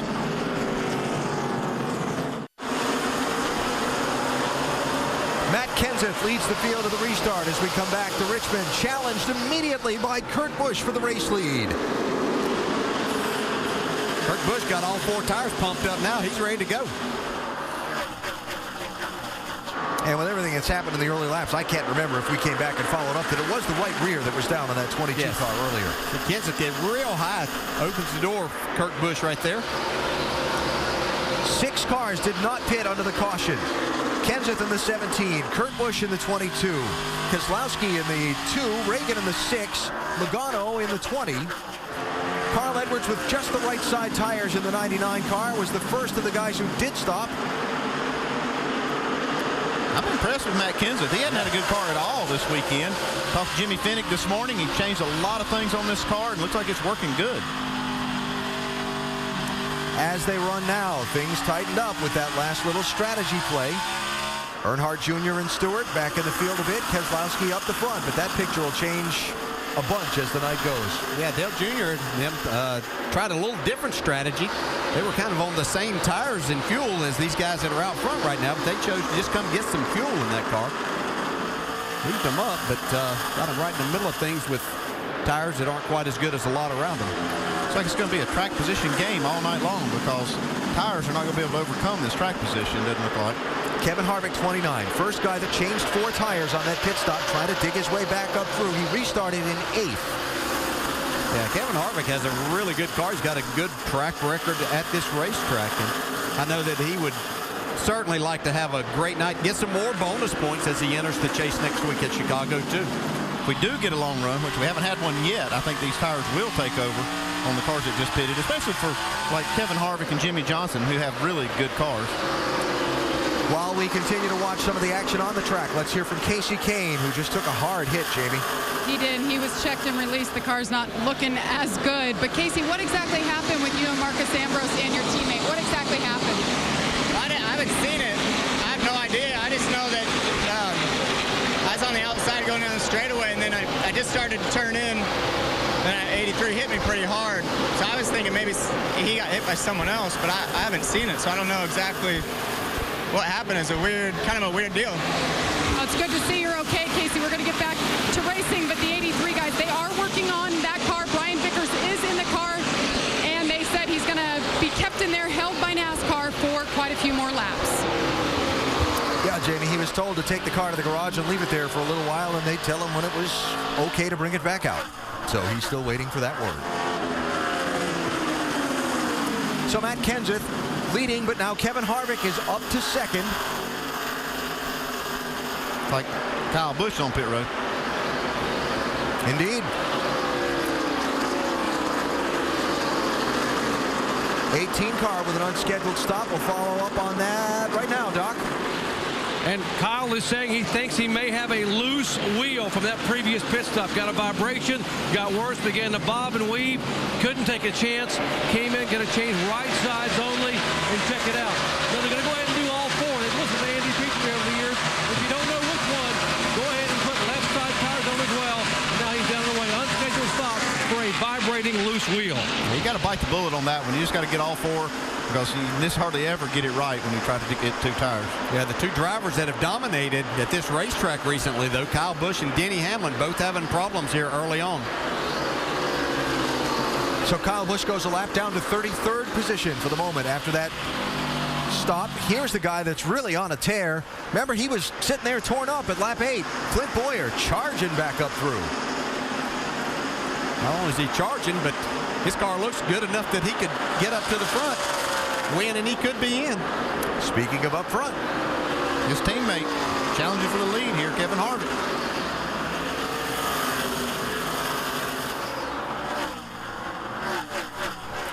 Harvick trying to overtake Matt Kenseth, get out in front of the race. Harvick, one of the guys already with a locked-in place in the chase, but who could help himself with a win tonight by bonus points for the reseeding to begin the final 10 races. That'll be done, for the most part, based on wins. How high Matt Kenseth's been running, though. So Kevin Harvick goes through for the lead and is out in front of this race as we approach the 1/4 mark. We're back to Richmond after this message and a word from our ABC stations. I'm Reese Davis in the studio, keeping your finger on the primetime pulse. On ESPN, Notre Dame and Michigan, first night game in the Big House. Tommy Rees has now completed 8 straight passes. With that one, you see to Michael Floyd. Notre Dame on the way to another score. And BYU on ESPN2 with a 10-point lead on Texas, Nicole. Thanks, Reeks. Back at Richmond International Raceway, we were 81 laps into this 400-lapper with Kevin Harvick out front.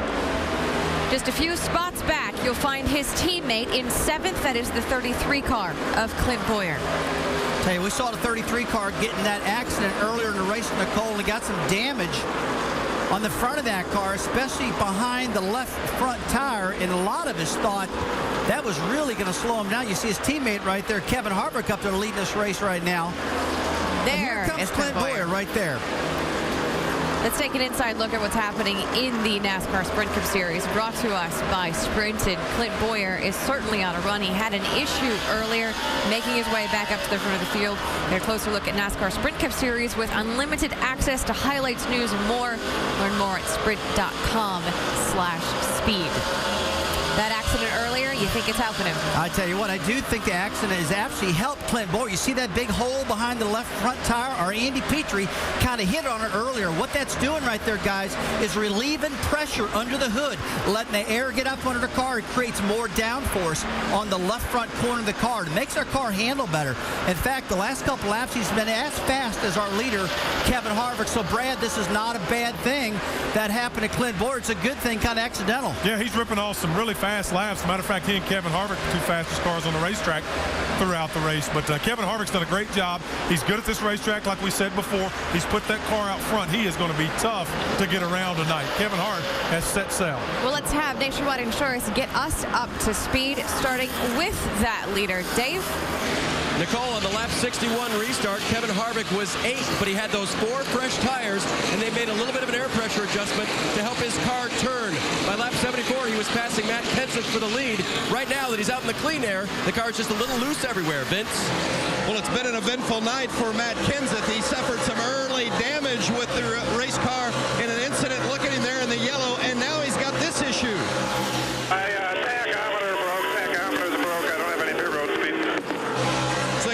The tachometer broke. Well, maybe it's just a loose wire because now it has come back on. That's something we'll definitely keep an eye on. Dave? Carl Edwards running third, thinks he might have a little technical issue too. Listen. Hey, same problem. They're idling in, trying to get in. Can't turn right, like power steering is locked up a little bit. Never had that on the Cup car. I don't think Nationwide car. We had that trouble a month or so ago.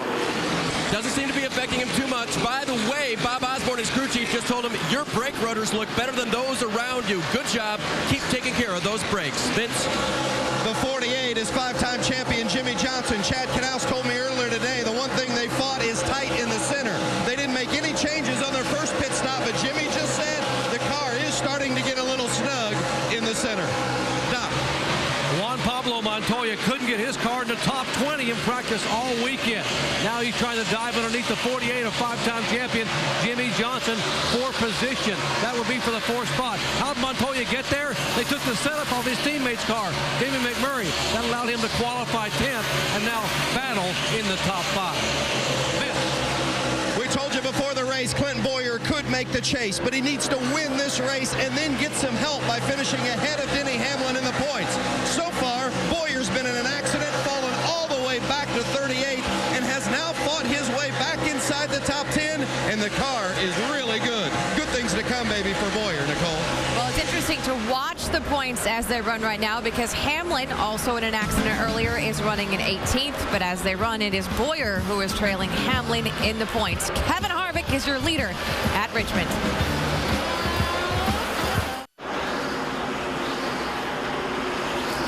The NASCAR Sprint Cup Series at Richmond tonight in the Wonderful Pistachios 400. Make sure to go to NASCAR.com for all your latest NASCAR information. Just about at the 1/4 mark of tonight's race, Kevin Harvick, one of 4 different drivers that have traded the lead in this one. David Ruderman started on the pole. It was McMurray, then Jimmy Johnson, then Matt Kenseth, and now Kevin Harvick out in front. And you can see Kevin's put a pretty good gap on second place, Carl Edwards. Harvick has just overtaken Dale Earnhardt Jr. and put him a lap down. Jr. came off pit road on that last stop in 9th position, Jamie. He's running 28th. Yes, he is. After multiple pit stops to fix the damage early, they're hanging in there, Alan. They are worried about their tires. They kept putting new sets of tires on for the last stop on lap 57. They did fuel only and made a wedge adjustment. They are concerned right now. They broke an axle.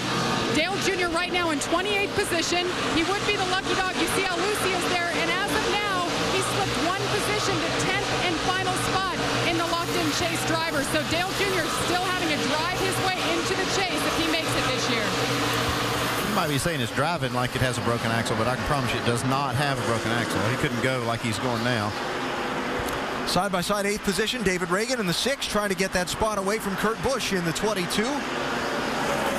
Reagan, the Daytona winner on Independence Weekend. One of those drivers that stayed out also now starting to move back forward. Another one of those drivers in the scenario that if he could get that second victory, might get him into the top 20 and put himself in the chase here.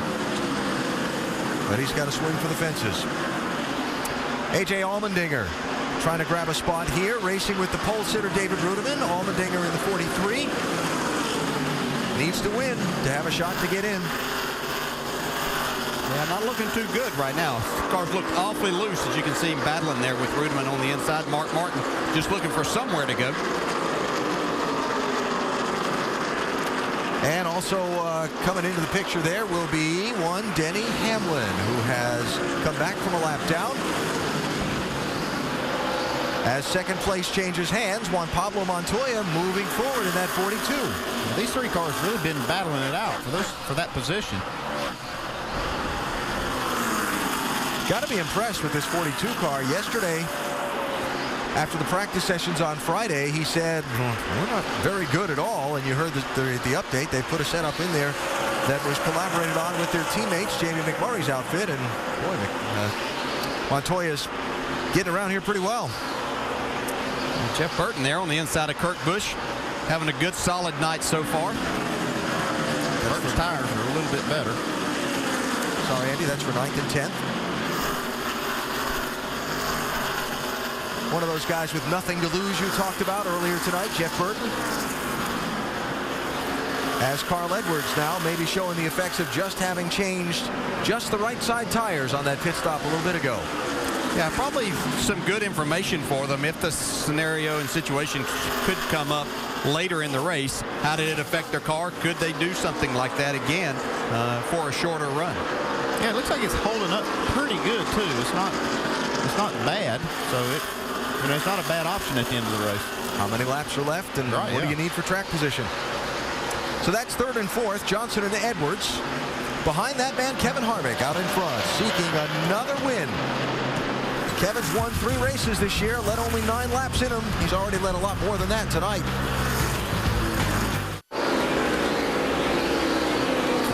This week on Sunday Night Baseball, we remember September 11th, 10 years later, at 7 Eastern on ESPN2. Baseball Tonight will have live coverage of the pregame ceremony from Citi Field, where many of New York's finest responders and their families will be honored. Then it's the Cubs versus the Mets on Sunday Night Baseball, 8 Eastern on ESPN.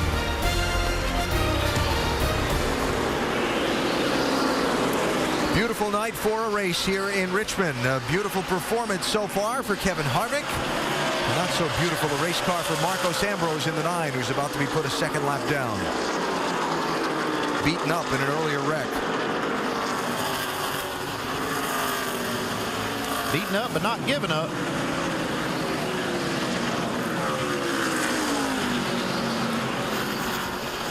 See right there where Kevin Harvick's car is so good versus other cars, just able to get off the brake and roll extremely fast through the corner, which allows him to carry more speed there and then shoots off the corner. So really solid car.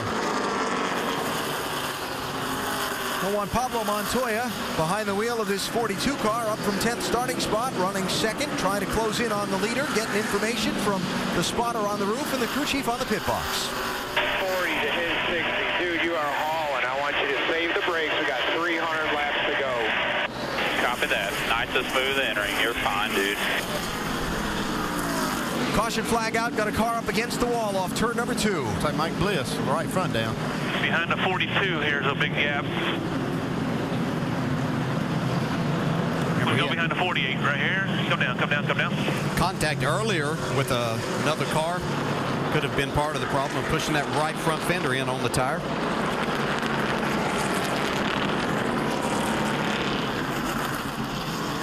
And so the yellow out for the 6th time in this race. And there's a lot of damage on that 32 car. Yeah, and there's a lot of drivers that are glad to see that, and they weren't the cause of the caution. See right there when the tire lets go. Oh, that's a safer barrier, but that's still a hard lick. Kyle Busch got caught a lap down after he had to pit under green. Looks like he might get this lucky dog this time. Dale Jr. will be glad to see this, even though he's a lap down. He needs to do some serious work to that car. He was doing everything but wrecking. Pit stops for the leaders. Jimmy Johnson, Vince. Jimmy Johnson feeling pretty good about his race car, but it's tightening up just a bit, so they're going to make a chassis adjustment. You see them there on the upper left of the screen, along with 4 tires. The 33 of Clint Boyer working on the air conditioning in the car. It's not working, and boy, it's hot down here. He needs it. He also needs some rear grip, Doc. Bottom of the screen, you rarely hear Juan Pablo Montoya say this. Guys, the car's perfect. Don't touch a thing. Dave Byrne. Smooth stop so far for leader Kevin Harvick. A 4-tire change. Remember, we reported how he was loose when he got back out front, so they reversed that air pressure adjustment. And Harvick, as you see now crossing the line, he will lead the group off of pit road. Nice job by Team 29. Back for the restart after this message and a word from our ABC stations. In the early going, Kyle Busch, free pass under this last caution, has come back from a lap down, and he's back in contention in 28th place. Here we go. Montoya to the outside of Harvick for the restart. Got Clint Boyer right on his bumper. Remember last week they didn't play very nice. Very wide. Wow. Jimmy Johnson slowed just enough there to get his car under control, not to be in the middle of a 3-wide situation.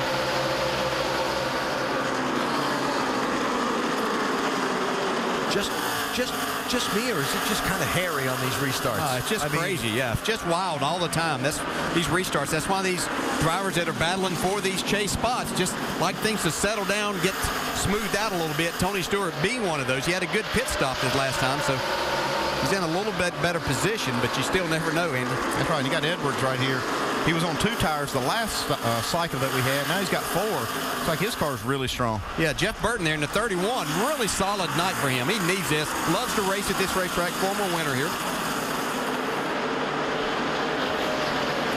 Getting a spot there from Jimmy Johnson. That'll be 5th position.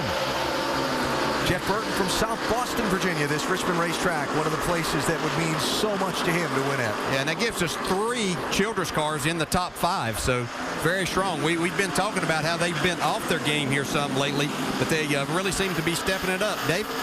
And DJ talked with Luke Lambert, the crew chief on that 31 this morning. He told me he really thought they had a shot at the pole. They qualified 6th, but we're very happy with that, and we're just as happy in the race trim. He also said this is a good track for Jeff, so not surprising to be running as well as he is right now.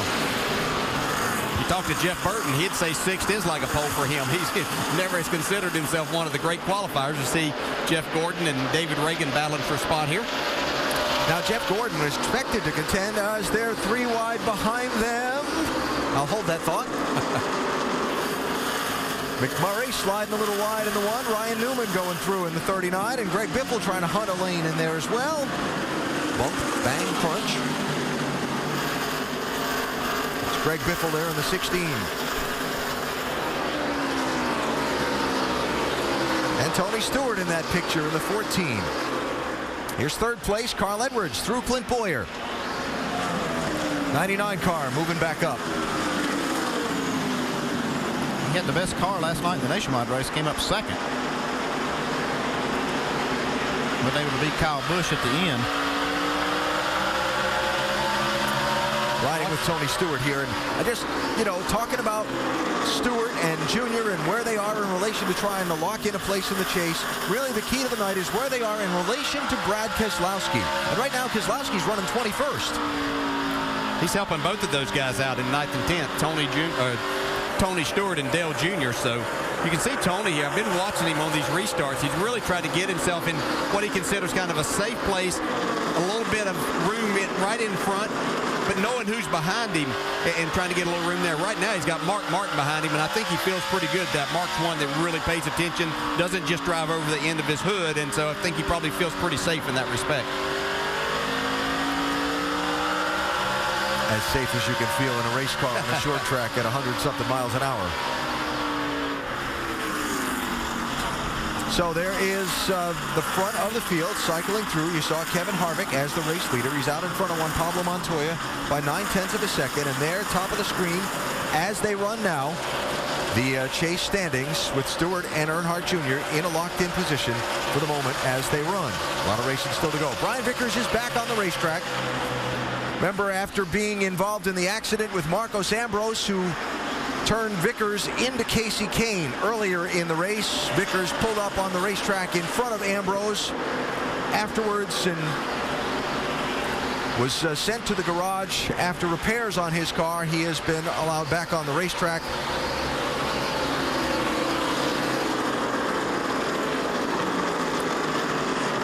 Looking here, Brian Vickers 68 laps down in 36th position. Yeah, kind of like being back in school in timeout, being put in timeout. You didn't have to put anything up on the chalkboard or anything, but had to sit and collect his thoughts.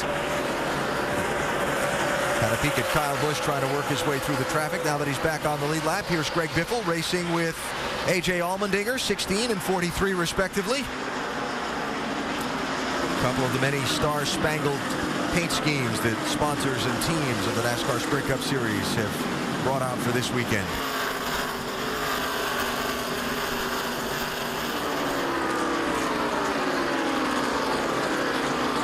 Tony Stewart there, kind of some things that we saw in practice yesterday. His car wasn't the fastest as he put fresh tires, low air pressure on.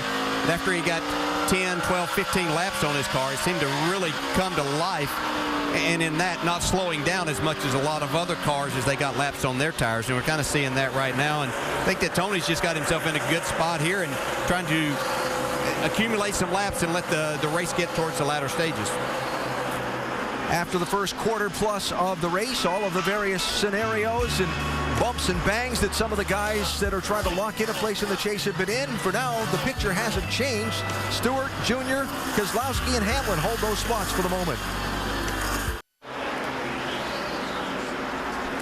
Kevin Harvick is the leader at the Richmond International Raceway. The NASCAR Sprint Cup Series, 141 laps into tonight's 400-lapper. Well, it's been pretty eventful so far, though has that look of kind of a long green flag run settling in that we sometimes see early in these races at Richmond. There's the gap from Harvick to Carl. Carl Edwards running in second, and you look back through the top 10 runners at this point in the race.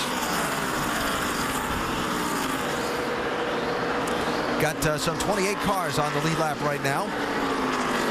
We've been through already 6 caution flags, and they're not even halfway through the race. Finally did settle down for a little bit here, though. Like we couldn't hardly get going. Carl Edwards 1.6 seconds behind Kevin Harvick, and they're running pretty similar lap times for the last few circuits around. This is 10th place back with Jeff Burton trying to hold off Jamie McMurray in the 1 car.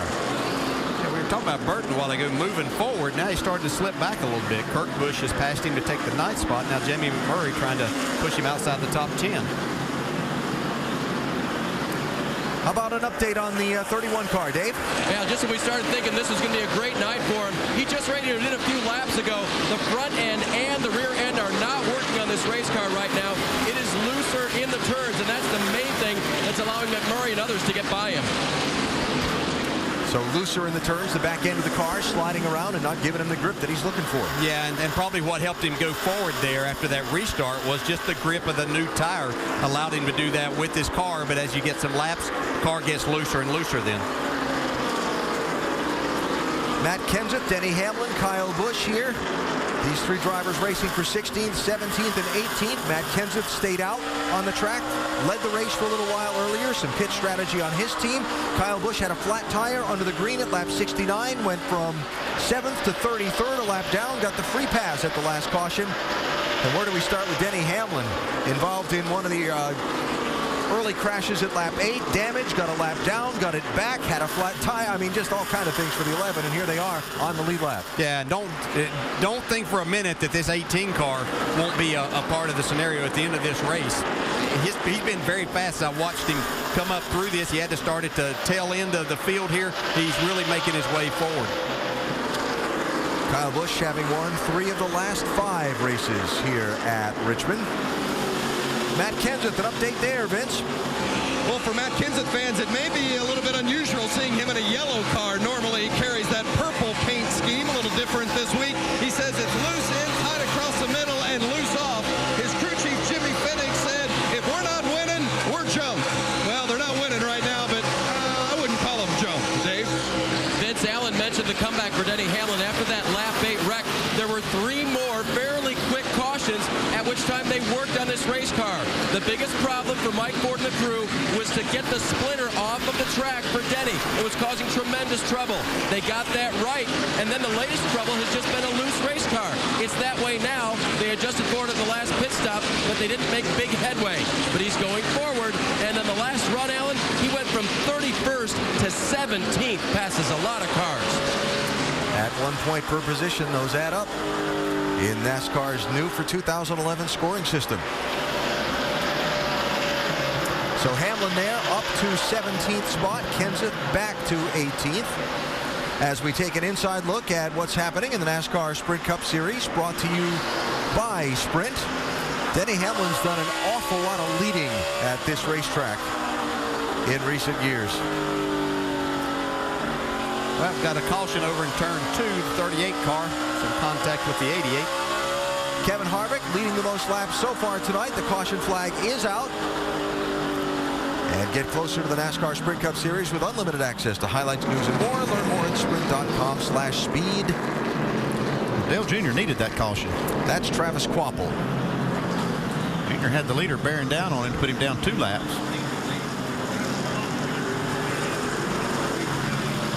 Travis Quapple was running in 29th position at the time of his trouble over in turn number 2. Yeah, he'd been battling the 88 car, trying to get by him, and had just got by him entering turn 1, and there was some more contact. Don't know if there'd been contact a little before that, but I know there was contact down the middle of 1 and 2. Well, let's see. Ooh, that's at the start-finish line. So I'm feeling payback. Well, let's see. That Junior took exception to that. Yeah, what do you think? Looks like payback to me. You see Harvick right there behind Dale Earnhardt Jr. So that'll be point, counterpoint. As I said earlier, sometimes you just have to handle these things yourself. Junior decided to do that, it looked like. I don't imagine getting bumped into halfway down the front stretch would make you happy. But no, that's not something that you normally get. You have to expect if you're going to do that, then you have to be ready to get hit at some point in time. The only problem is Dale Earnhardt Jr. doesn't need any enemies out here tonight. That's true. He's on a mission. That's true. Because if that's not over yet, yeah, it could be trouble for him. Cost him a whole lot more. See the red flag waving and the red lights flashing there. Pit road is still closed.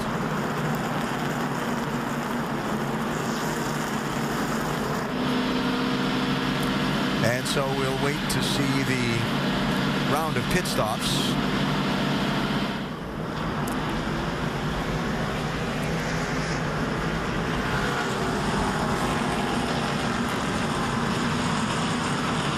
So NASCAR had said there'll be no free pass under this caution. So looks like Junior would have been, but he was involved in the incident, and they have been hesitant to allow someone to benefit from a caution that he's involved in. And the pit crew is getting ready to go to work. AT&T Fastest Pit Crew of the Year award. Kevin Harvick's team currently leading. You can help determine the standings. Vote from your AT&T phone by texting the car number to 234-567 for the pit crew you think is the fastest and most valuable. I explained that right. They don't want somebody that's involved in bringing out the caution to benefit from the caution. Pit stops. Vince? Clint Boyer, 2 loose, in and off. They're going to make a track bar adjustment, raising it up 1 round on the right side, and an air pressure adjustment in the left rear. Doc? Montoya tight in the middle, air out of the left rear. Dave? Peter Harvick, not as tight in the center as last time. A little more air pressure help for tires. 99 car of Carl Edwards, second place runner. They will get 4 this time. It looks like Greg Biffle played some strategy there. He'll win the race off of pit road. Absolutely, Dave. Right sides only for Biffle on the pit stop. Up 13 positions. He'll try and hold some of that track position when we go back racing in just a minute.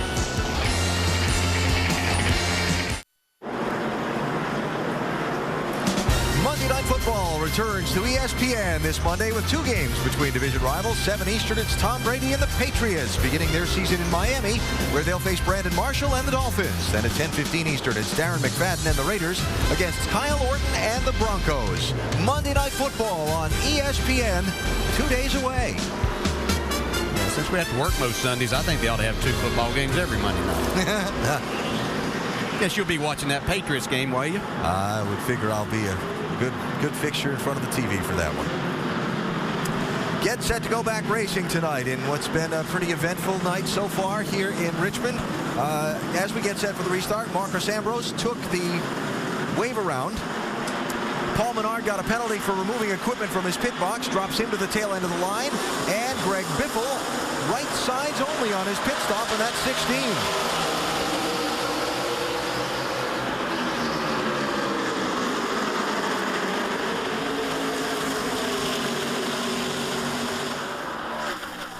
and a big slide off of 2 there. Biff had it kind of hung out. Yeah, I haven't seen Biffle's car handle all that well. I always get a little concerned putting 2 tires on a car that's not handling great, but so far it's working okay. Looks like it takes a while for, that 2-tire strategy to not work very well. It seems like the 2 tires work good for a few laps. You can see Harvick and Edwards doing a really nice job there, giving each other a little bit of room. Harvick's car is really strong up off the corner. And for the lead, here he comes.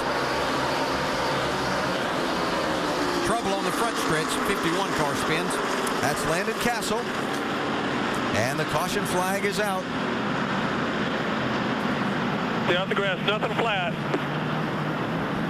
Dang it, did I just lose it there? Landon Castle running 24th at the time, went for a spin. Well, he couldn't benefit from it last time. But Dale Earnhardt Jr. is the first car not on the lead lap this time. And we'll wait for the official word from NASCAR to see if he gets that free pass. Yeah, look the front end of that car. You can't say he hadn't been trying hard here tonight. Yeah, no kid. They need to work on it a little bit, though. A little contact there. Regan Smith has a pretty good save. Wow. Whoa. Good driving there by Regan Smith.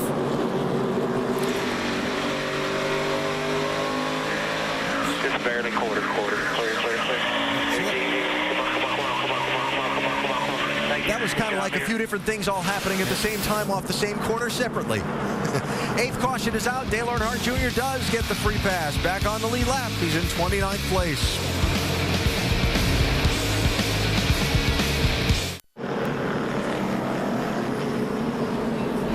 Beautiful sight. Richmond International Raceway on a warm September Saturday night with the NASCAR Sprint Cup Series playing before a big crowd. Just getting warmed up. And they have been putting on a show so far. Yes, the fans are not getting cheated anything here tonight. It has been exciting. Greg Biffle with just right side tires on the last pit stop took the lead. He's given it up to Kevin Harvick. But, Doc, what are they thinking about the track position game? Let's ask the crew chief, Matt Pusha, who made the call. Matt, you made the call for 2 tires. Why? The car's not too bad right now. The biggest thing is just need a track position here. It worked pretty good for those guys earlier on, 2 tires. So figured we get a shot now and see how it works. So if we can maybe use it later on tonight and see if it works out then. All right, Matt making the call. And by the way, if Biffle could win it, there's still an outside slim but outside chance for him to make the chase, AB. Yep, one of those guys, nothing to lose. Got to throw everything you can at it and hope that it works out. Scenario as they run on the racetrack right now. Tony Stewart to the good. Dale Earnhardt Jr. to the good. Denny Hamlin, Clint Boyer tight, but for that to do Boyer any good at all, he's got to win the race. He's trying. Yes, got a good car, too. Bouncing back nicely after being involved in an early wreck.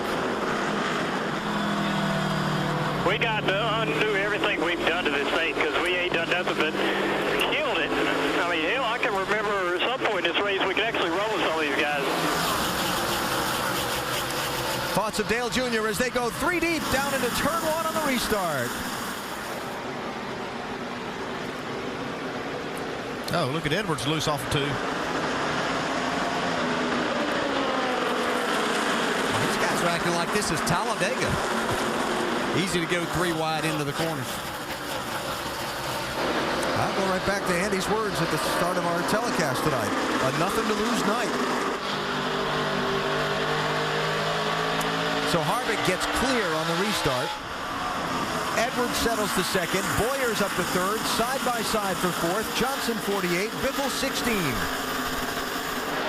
And a guy whose number we haven't called a lot tonight, Jeff Gordon in that 24, getting closer and closer to the front. There they are, 3 wide again. Man, I'm telling you, big time through. They're still racing 3 wide. That's going to get tight. Wow. Oh, Montoya did a nice job right there. He really did, because he was right in the middle of that. He didn't have a lot of room for error.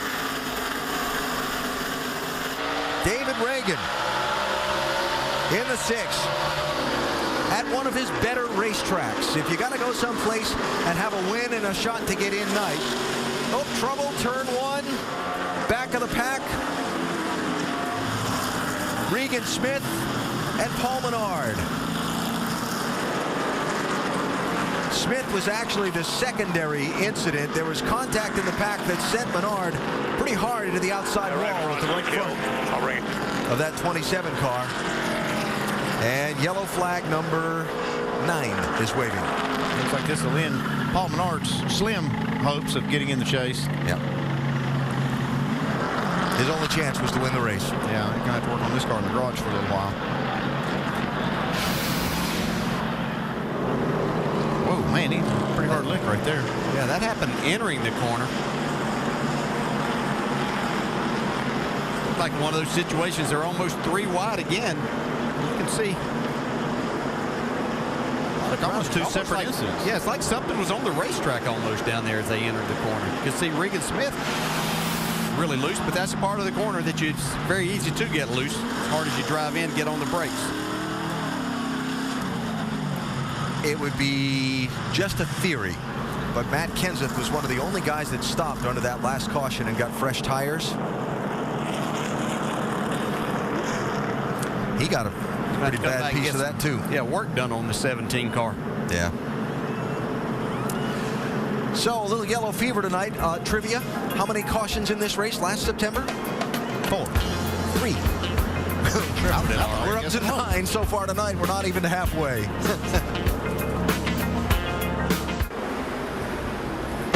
Under our 9th caution here today at Richmond. If you're just joining us, it's been a busy one. It's starting off very early on with the 9/11 tribute. Of course, it was 10 years ago this weekend. And between laps 9 and 11 tonight, silence on the track. But it's also been very busy with a lot of points implications. Oh, it really has. Right off the back, Clint Boyer spins. Look at her. Dale Jr. gets in the side of Brad and really tears the front of that 88 car up.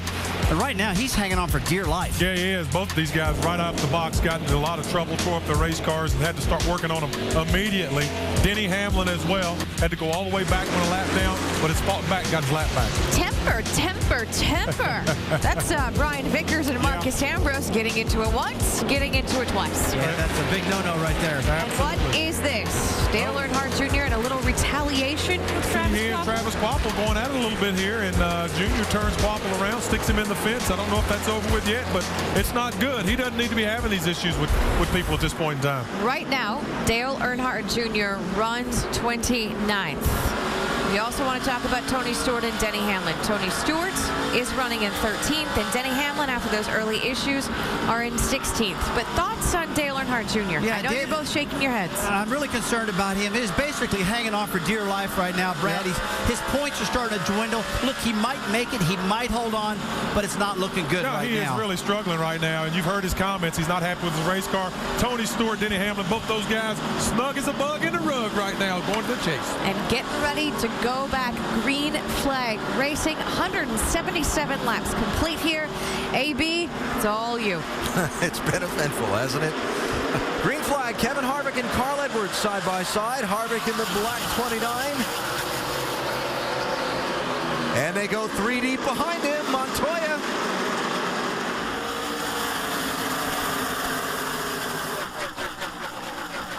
Getting pretty good at it. Yeah, they are getting better. Kurt Busch looked like he was shot out of a cannon in that 22 car off of turn 2. We have seen some aggression. Kind of hold your breath moments there on those restarts. Yeah, Tony Stewart back there in the middle of this and saying, boys, can't you just be calm for a little bit?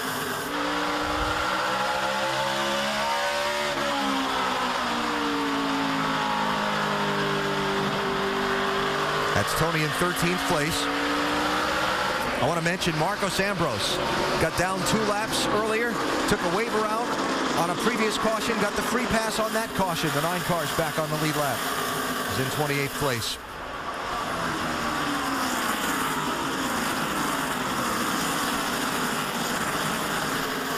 Greg Biffle sliding back a little bit. Yeah, I think these restarts are where it really hurts, and the more laps you get on here, and these cars with the fresher tires, you can see the 16 car Biffle just falling back now. Watching A.J. Allmendinger in the 43 right beside Jamie McMurray. Allmendinger's going, he is sliding this car through the corner. He's settled in behind Jamie right now, but the car looks extremely loose. And Brad Keselowski working underneath Kyle Busch. Jeff Gordon, Kyle Busch, 24-22. Fifth place there with Juan Pablo Montoya trying to dig back up toward the front. And a pretty good race for third. Jimmy Johnson in that 48, leaving that inside lane open, and Clint Boyer's been trying to find a way to fill it. Got a good run this time. I don't know if it's the set of tires or adjustments, but we haven't seen Jimmy utilize this second groove much, but just hadn't seen him be able to keep the car down quite as good on this run. What a drive for Boyer. Yeah, that first wreck he was in, I thought he was done. Ooh, sideways there for Jimmy. Kind of looked like the end of the Atlanta race last week for a minute. Here comes Kurt Busch now. Well, watch that last run. He was one of the fastest cars during that run, especially after they put some laps on the tires. I expected him to come up to the front once they do put some laps on this run, and so was Jeff Gordon. Let's get an update on Jimmy Johnson. Sliding back a little bit.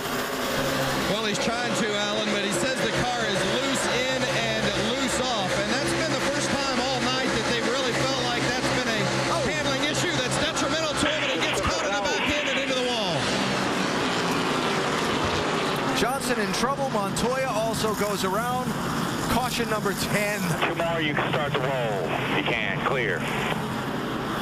Again, fellas. They're having a good race right there. I don't know if Kirk just made a mistake. Yeah, it looked like the 48 of Johnson had given the 22 plenty of room to race down the bottom side, but could have been a situation that Kirk just got loose getting into the corner too and couldn't turn the wheel.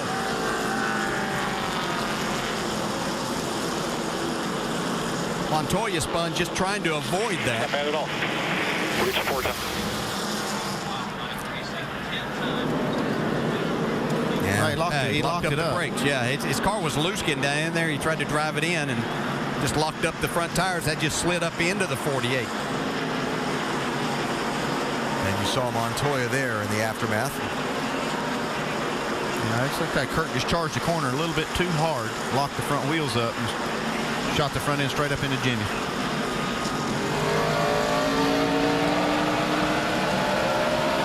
Right along with Kurt Busch down into turn 1. As soon as you get on the brakes that hard, you lock them up, the car just goes straight. Close call for Jeff Gordon there, missing that.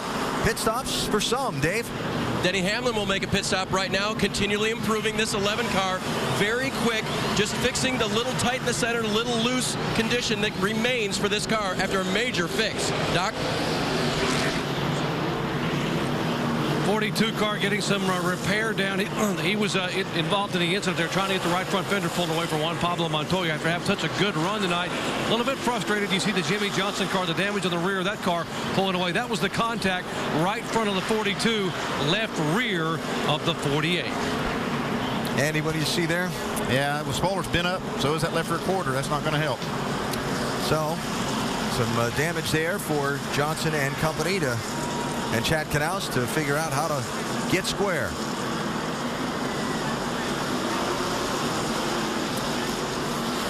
Matt Kenseth in for some service. His car beaten up.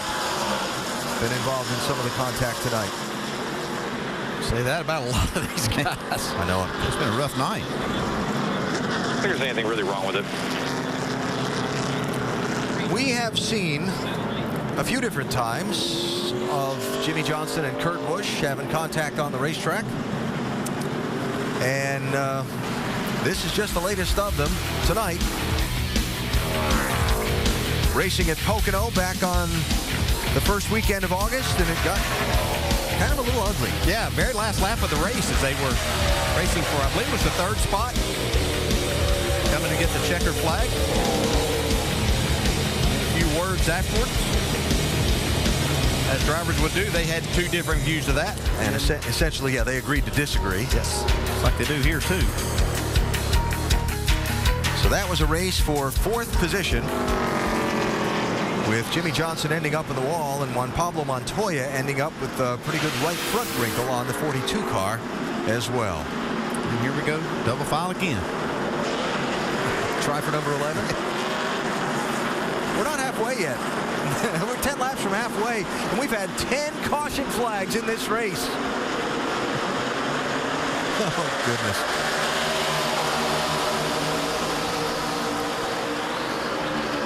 David Reagan there in the 6th didn't get a very good start up on the top side, Jeff Gordon. See if he can recover from that and get a few of those spots back.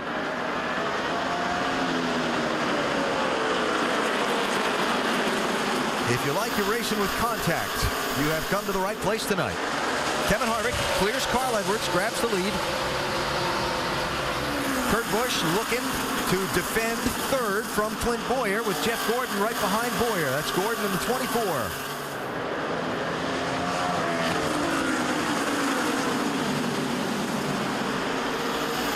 Jimmy Johnson back to 25th, by the way. Montoya back to 29th after their pit stops for repairs. All of these cars are just so close. Whoa, hang on. Man, look at that. They're just so close in speed, they can't get away from each other. They're all on top of each other. You got to take any little opening you can find. Figuring that with all that's happened in the race so far, the boiling point, and here we go 3 wide again, the boiling point inside those helmets is probably right there. And everybody's been in something. Yeah, some part of it tonight. So, and these drivers know going in here there's going to be some contact, but it's like a lot of drivers just right on edge and trying to make a lot happen. Boy, here we go. It'll be 3 wide again right here, entering 1. Ambrose trying to give a lot of room, not where he wants to be. He says the heck with that. Wow. And that's all the way back for 21st position. They're racing hard for every spot here tonight. There's a lot on the line. And front 4 single file, double wide for 5th. Ryan Newman. Haven't called that 39 number yet tonight. Yeah, but most of the time on a short track, at some point in time, we get to calling Ryan Newman's name. He really does a great job on these short tracks. See him having a hard time getting by the 24, but 24, as Andy said, was one of the fastest cars on the track just a couple of runs ago. Jamie? Well, he is, and after coming off that thrilling victory on Tuesday, they've been working on this car tonight, making it better until the last stop. Whatever we've done, we've killed it.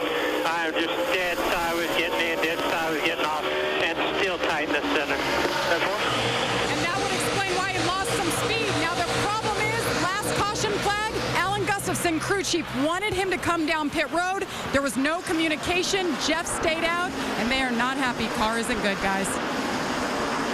All right, so Gordon trying to hang on. He's in 8th position right now. Kevin Harvick, Carl Edwards up front as we close in on halfway back to Richmond after this message and a word from our ABC stations. Reese Davis with you in the studio, keeping your finger on the primetime pulse. On ESPN, Michigan's running out the clock in the first half. Notre Dame up 17-7, first night game at the Big House. On ESPN2, BYU continues to lead homestanding Texas. They have now moved to the 4th quarter. The Longhorns have rotated 3 quarterbacks throughout the game, Alan. Wow, Reese, thanks. Some interesting college football action this afternoon as well. And pretty wild night of NASCAR racing tonight here in Richmond. New leader as we come back just past the halfway point of tonight's event. It is Carl Edwards who is out in front, having taken the lead from Kevin Harvick just a couple of laps ago. Our mid-race race summary, it is Carl out in front.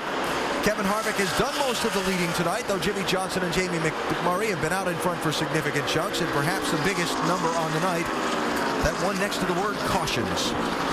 10 of them in the first couple hundred laps of this race. Been a little frisky, to say the least.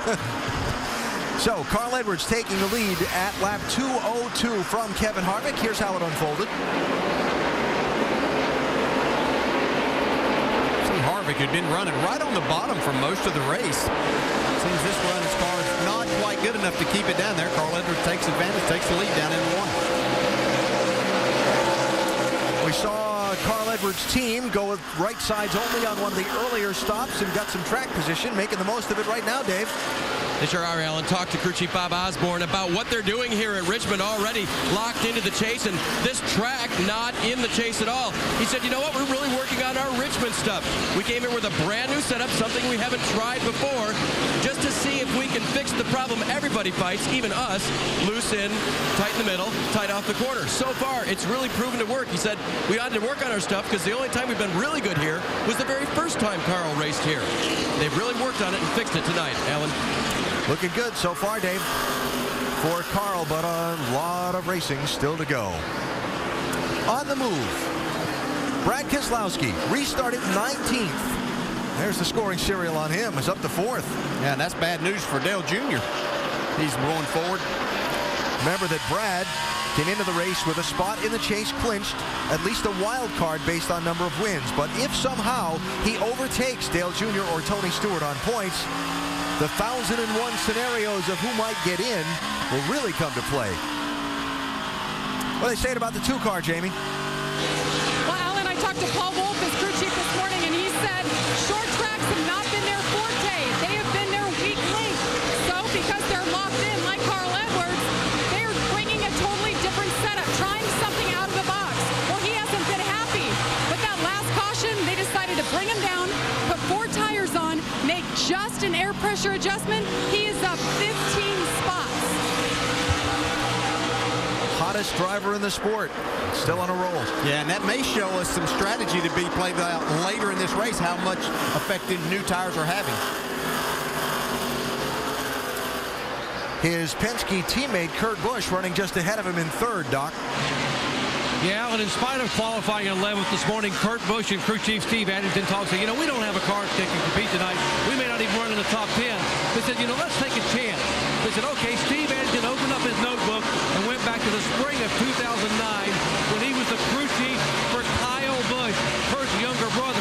They took that setup from 09 and put it under the Dodge that Kurt's driving tonight. Now remember, that setup had not been on the car for a single lap. We're going to roll the dice, and guess what? Working pretty well. Younger brother setup working for older brother so far tonight. Couple of Penske Dodges running 3rd and 4th behind the Chevy of Kevin Harvick and the Ford of Carl Edwards. 186 still laps to go here in Richmond. A long way yet tonight. Tomorrow morning's ESPN2 lineup just got better. Outside the Lines at 10 a.m. Eastern, followed by ESPN Sports Reporters, then Sports Center and Fantasy Football Now. Sunday mornings on ESPN2.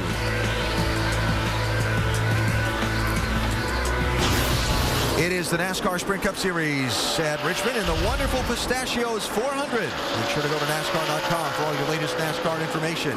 Pick it up with a race for 2nd. Brad Keselowski threw his teammate Kurt Busch into 3rd, trying to go through Kevin Harvick to the runner-up spot. He's got 30-lap pressure tires. He's making good use of them right now. Well, that was a great call that they made to bring him in the last time, make some adjustments, get 4 new tires on it. They'll put Brad in a great spot, whether the caution comes out or whatever they have to do. This is what this team's been doing, Andy. They've got good cars, and they make the right calls, too. They have been executing so well. I mean, Brad even said they haven't had the fastest car a lot of these races, but they have executed so well that it's put them in victory lane a few times and getting them great finishes. And right now they're doing that. And he is flirting with moving into the top 10 in the championship, which if Brad cracks the top 10 in points, really changes the whole wild card picture around. A lot of racing still to go, though. It's putting a lot of pressure on that 88 team right now, though. They're seeing that on their monitors, too. Here's 3rd place. Kurt Busch trying to get through Harvick.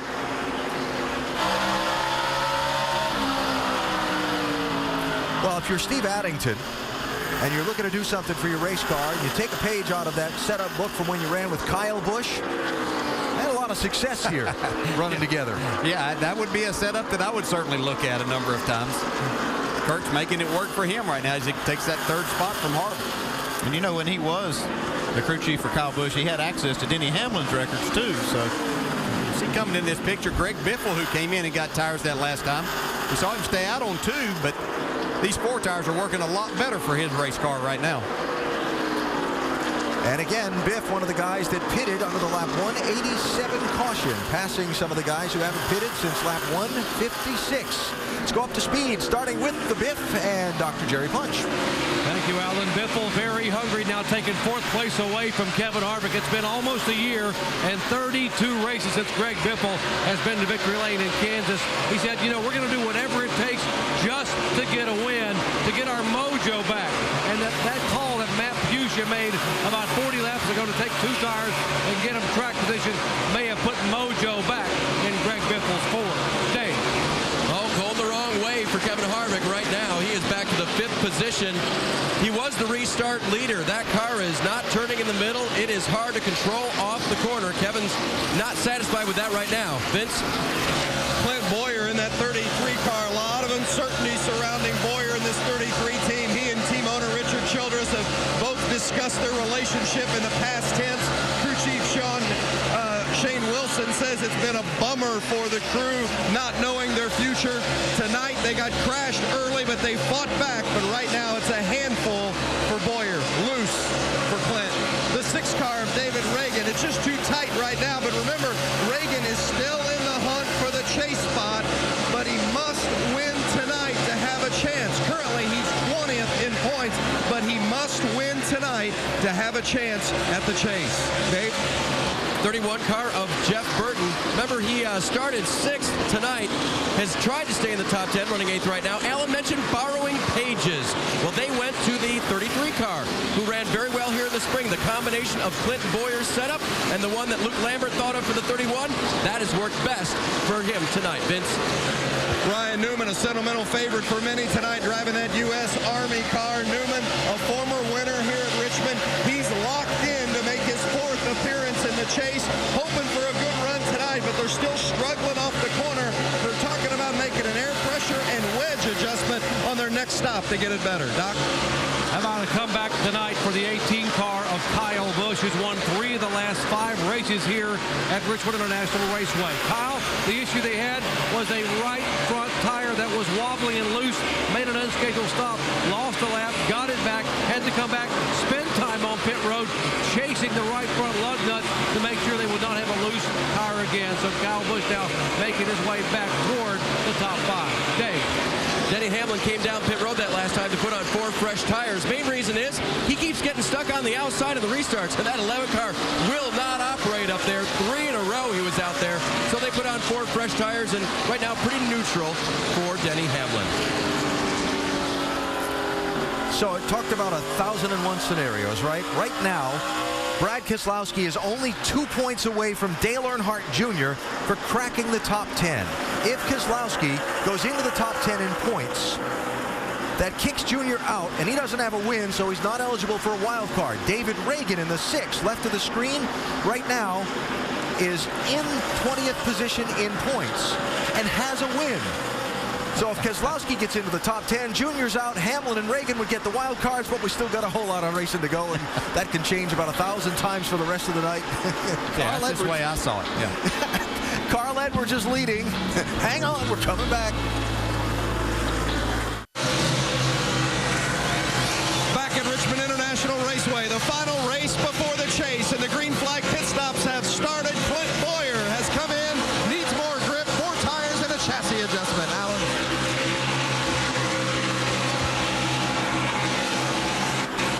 Boyer headed back out. A.J. Allmendinger coming in. On right side of the screen, Carl Edwards about to put Dale Earnhardt Jr. a lap down. Make a note of that one. Doc?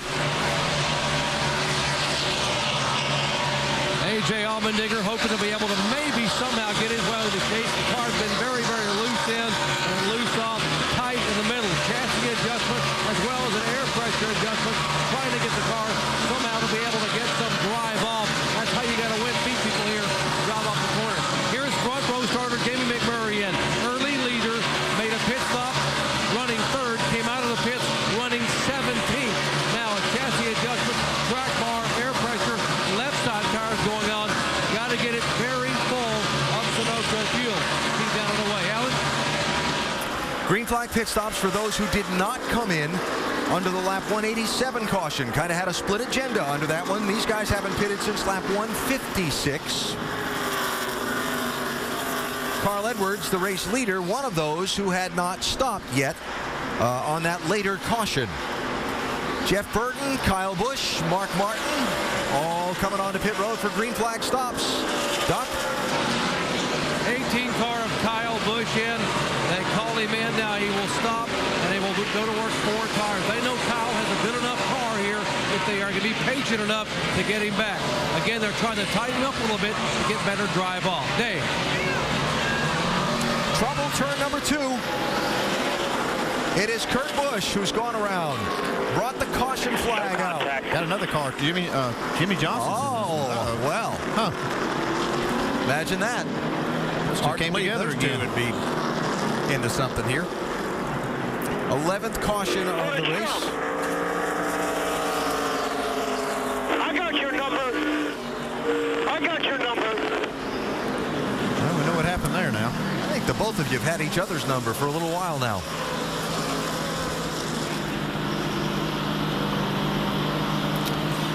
Kurt and Jimmy tangling a little bit earlier, racing for 4th position.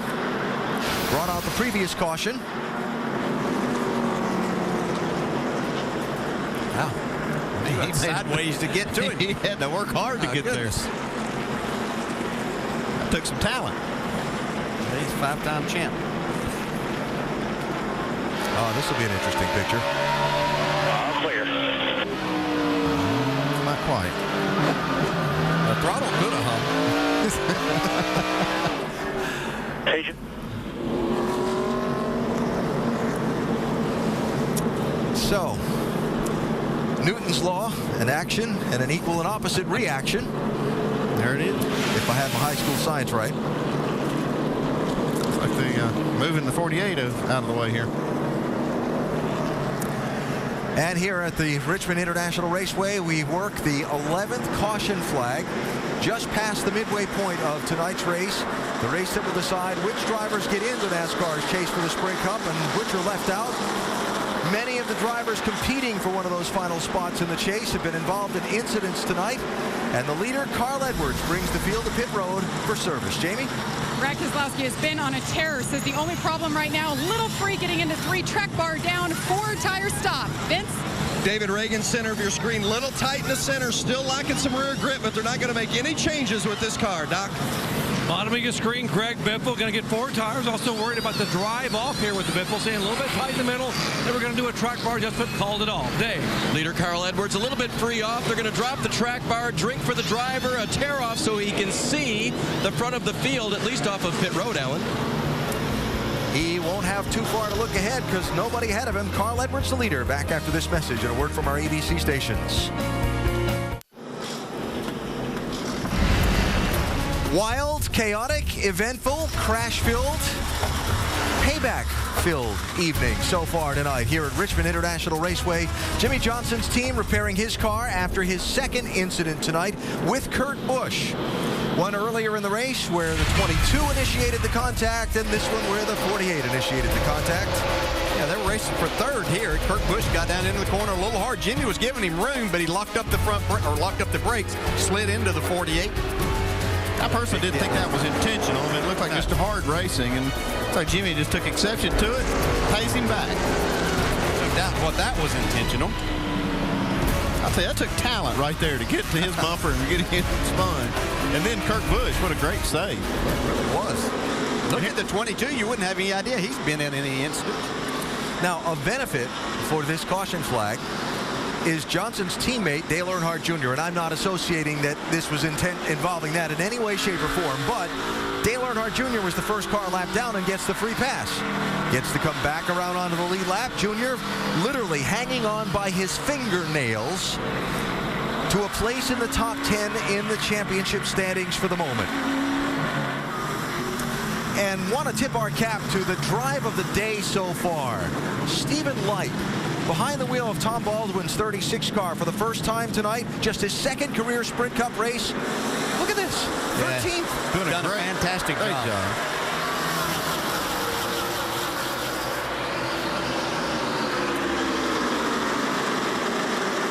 Might be the first restart we've had in the last hour and a half that hasn't had 3 wide into turn 1. Hang on. Yeah, they're calmed down already, haven't they? Look at Denny Hamlin up inside the top 10. That car was torn to pieces early in this race. Going to get 3 wide here. Montoya looking low on Newman with Denny Hamlin to the outside. Hamlin yields. You can tell that wasn't going to be a good situation for him. Tony Stewart trying to take the spot now. Tony's just been kind of methodical about his night, not pressing the issue any more than he has to. Denny Hamlin gets a little out of shape, getting into 3. Yeah, and there's Stephen Light in that 36 car, trying to go forward some more. That's 11th, trying to take 10th for Stephen Light. He gets the Attaboy Award for the night. A little frisky back there.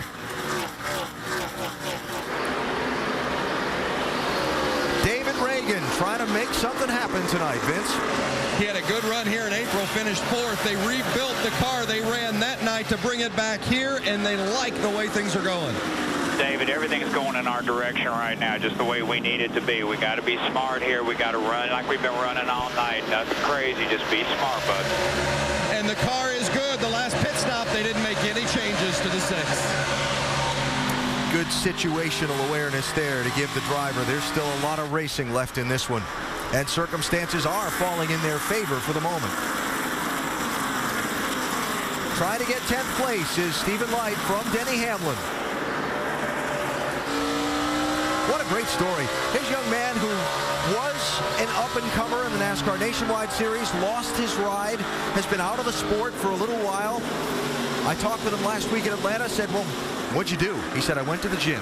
I got in the best shape of my life. I worked every day with the goal that when I got my next opportunity, I'd be able to make the most of it. Put together the opportunity with Tom Baldwin's fledgling team. Has been working in the shop, helping on the race cars, just doing everything he can to integrate himself into this group and try and make the most of his opportunity, and boy, is he doing it tonight. Yeah, really good to see young men like that get another opportunity. You know, sometimes in this business you don't get that second chance, but nice that he's able to. You see, Kurt Busch is 22. Been an exciting night, but here he is battling David Reagan. So with that save, he didn't really even lose any spots. Got the caution he needed to get tired. Really wasn't that bad a deal for him. No. Our Wonderful Pistachio telemetry. 147 miles an hour into the corner. Yeah, it's a short track, but you carry some speed. And the low end of that just barely got below 100. You can see the back straightaway is nowhere near as fast as the front, because you've got how it opens up and you've got that D-shaped front straightaway. It carries more speed.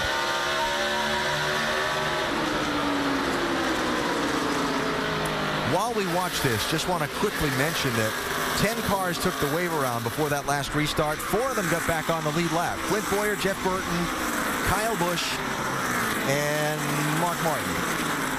Guys that had made green flag pit stops just before the caution came out. Now with this wave around rule, that doesn't make that such a penalty when the caution comes out in the middle of the pit cycles, because you can stay out, take the wave around, and you just basically lose the track position. And those drivers now running pretty deep in the field. Jeff Burton, the highest running of them, back in 20th position. Carl Edwards leading. He's been the dominant driver in this middle section of the race. Up on his Roush Fenway teammate Greg Biffle by a second and a half.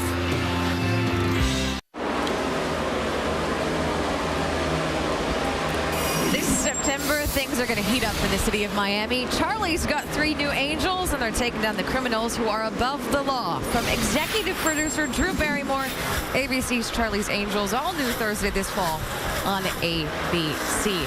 271 laps complete here at Richmond International Raceway. Carl Edwards is your leader. Greg Biffle is second, and Brad Keselowski is running third. All kinds of bubble scenarios and chase implications playing out tonight, much in part Jamie Little, because of where that 2 is running. Well, they've suddenly come alive, Nicole. They just made the right stops. I talked to Roger Penske, the owner of this car, today, and he couldn't be more thrilled. He was standing there watching the crew work on this too, and I said, what made you believe in Paul Wolfe as a crew chief? He didn't have any experience at this level. He said, when I brought him in, I told him if they had them up. 1 year later, here they are, Nicole, and they have made all the right moves tonight. Well, and one of the cars and drivers rooting for that 2 car is that man, the 6 of David Reagan, because if Brad Keselowski moves into the top 10 in points, Reagan would be a prime candidate to take over that wild card spot. Drew Bleckensturfer has set up this car quite nicely for Reagan tonight. They've made minimal changes. He said it's a little snug in the center right now, but they're happy with it, Jamie. And Tony Stewart not as happy as he expected to be. He said yesterday went great. They expected to be a top 10 car tonight. He was in a good mood. But something's going on with the car. He said, I think I know what it is in the rear end, but it's something we can't fix here. They've been working on it with wedge and air pressure, and it's not what they're looking for, but it's what they need to do to make it in the chase. Dave? And Jamie, don't forget what happened to Denny Hamlin before the race was 10 laps old tonight. His car was destroyed in the front end. It came down pit road. The crew went to work and fixed it. They had several more pit stops to get it right. Lately, the car's just been a little bit free, then a little bit tight. They've got it fairly well balanced, and Hamlin trying to make his way into the chase by finishing well tonight by points. Jamie? Well, a good balance is definitely not something that Dale Earnhardt Jr. has had tonight. Look at that car, the left rear, the right front. This car has been all over the place tonight. He's done a great job of keeping it together, getting the job done and doing exactly what he needs. He's been involved in wrecks. He has spun other people. He's gone down laps 3 times and gotten the lucky dog, Vince, but he is back on the lead lap and right now in the chase. Right on Junior's tail is the 33 of Clint Boyer running 22nd. He's one of those that is chase eligible as well, but he needs to win, and he needs a good car if he's going to do it. We're jumping for some reason, really losing the Ford. Just try to hang on to. I've driven that car up to as high as 13th, and just like AB says, I spent some time with Stephen yesterday. He has gotten in incredible shape. He's changed his body. He's got a great attitude. He's here working hard for Tommy Baldwin Racing and has given that car a heck of a ride. This race has been incredibly, shall we say, interesting. A couple of accidents, some by the 48 and the 22. By the way, Jimmy Johnson is back out on track. He's 34 laps down, but he's back. More from Richmond when we come back. Cautions just come out at Richmond. You can pretty plainly see why. Jeff Burton, flat tire and into the wall. And pit road is open for the lead lap cars. Carl Edwards leads them in. Jamie?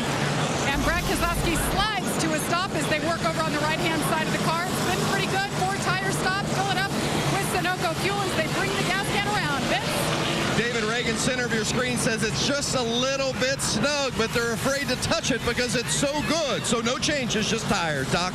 That's the story for Greg Biffle. Snug in the middle of Matt Busey said, we don't want to change it. We need to drive off. Let's leave it alone. Dave. Edwards is surprised, but his car is free in the center. Track bar down just a little bit. 4 tires for the race leader, who appears to be holding that position leaving pit road. Pit crew's been spot on tonight for that 99 team, Dave, and he will indeed hold the lead off the pit stops that come with 114 laps to go. Jeff Burton bringing out caution number 12 in the race. A look at what happened to the Virginia native. It wasn't fun. We'll be back for the restart.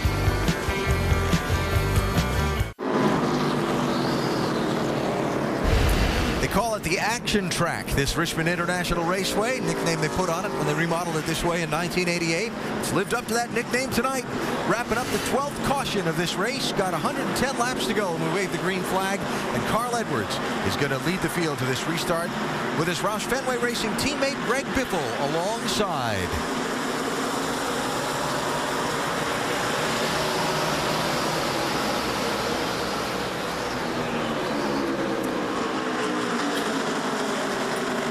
Edwards clears Biffle. Here's Keselowski trying to clear his Penske teammate, Kurt Busch. He'll do so. Keselowski to 3rd. Side by side for 5th. David Reagan in the 6th. Jeff Gordon, 24. Gordon slipping a bit there. We've got 3 Roush cars up in the top 5 right now. Very solid night for this group. See Jeff Gordon back in the mix, slipping up a little bit, but had that one run where he was so loose that he fell way back. 3 wide here. Not going to work. Kevin Harvick getting aggressive and getting a spot from Jeff Gordon. It only worked because Jeff Gordon allowed it to work. He backed off and let him have it. Quick note, Jamie McMurray, free pass on the last caution. He's back on the lead lap. Robbie Gordon back on the track after crash damage. Andy Lally back on the track after crash damage.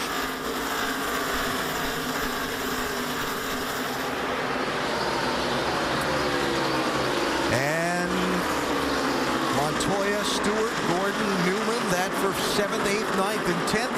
And here comes Kyle Busch. He and Denny Hamlin racing double wide for a spot. A couple of more teammates. Yeah, and Kyle Busch, every time he's tried to go forward tonight, something else has knocked him back. He had to make a pit stop under green flag, got him a lap down, got that back. Then he made the pit stop, that got him a lap down, took the wave around, so he's back on the lead lap, trying to go forward once again. And the caution came out just after he made the green flag stop there. And we would not be surprised in the bit if he ended up there running for the win at the end of the night. Yeah, well, everybody's going to have to pick it up. They're going to mess with Carl Edwards unless they get this car off somewhere. That's kind of the way it was last night. And Kyle Busch, like I said, don't count him out. He figured out a way to beat him. Those Dodges are awfully strong. Boy, they have to be really excited about getting these two into the chase. Only Dodge is really out here. Ambrose trouble again. Off of 2. Off of 2. Caution flag is out. Yellow's out. We got the leader into 1 here. Turn around. We got one more coming. All right. Come on. Marcos Ambrose, 3rd time's the charm for him tonight. 26th place at the time for this one. You're grinning here next to me. What? Oh, it's just, I mean, we expected to come here and see a lot of excitement, but my goodness. Uh-oh, trouble for Joey Logano here. That's not good. Turn in the back door of the garage there. Another issue with the engine. All right. What happened to Marcos Ambrose? Well, here they are, 3 wide again. Dave Blaney in the 35 here tonight for Tommy Baldwin. Yep. He got a little high and wide into that corner, kind of opened that hole up. Well, Jimmy Johnson's been around a lot of action tonight. He was right in the middle of that. Any takers on pit road here will be the question, because most of the leaders were all just in at lap 286. Not most, all of the leaders. So here, just a dozen laps later, pit road is open. Still outside their fuel window here. About 10 laps they're outside of that fuel window right now. Jeff Gordon going to be the first one to make the move in from 10th position. He'd been slipping back on that restart. 102 laps to go at Richmond. How's this one going to all shake out? We're back after this message and a word from our ABC stations. Green flag. 99 laps to go. Carl Edwards on the brake gets the lead back. Brad Keselowski trying to get under Greg Biffle for 2nd. David Reagan in the 6th, going to make it 3 wide. 1 and 2. Yeah, Keselowski drove down into turn 1, trying to take that 2nd spot away a little bit hard. Got up into Greg Biffle, couldn't get in the throttle. Now he's losing this another spot to his teammate.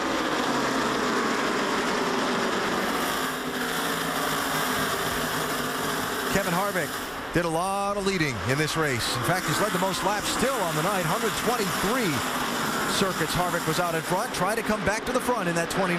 Yeah, he got off on that one long green flag run that we had, and looked like the handling kind of went away, but on the charge again, we're 4 wide going into 1. And that should surprise us. Yeah, stacked them all up. Quick mention, A.J. Allmendinger, free pass on that last caution. The Dinger in 22nd place, lead lap. Here's Harvick again. 51 around on the front stretch. Landon Castle. Again. No yellow yet.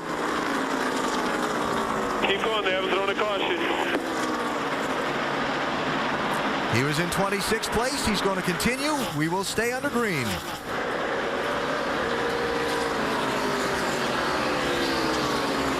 For something new. It's been a caution-filled night so far. 13 yellow flags to this point. Kurt Busch trying to get 2nd from Greg Biffle here.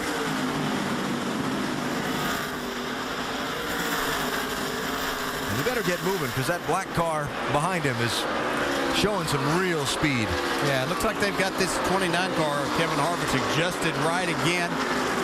don't know what adjustments they made earlier. They got them off, but he's on the march once again. David Reagan by Brad Keselowski. Every position Keselowski loses helps Dale Jr.'s position get a little stronger to lock into that top 10. Jeff Gordon took the fresh tires on the caution. Remember, he pulled out a 10th place on the restart or on the caution and went to pit road. Only 12-lap fresher tires, but there seemed to be a little advantage. We saw this a little bit earlier where some teams and drivers had stopped and got those tires and made a huge difference as they marched their way back up through the pack.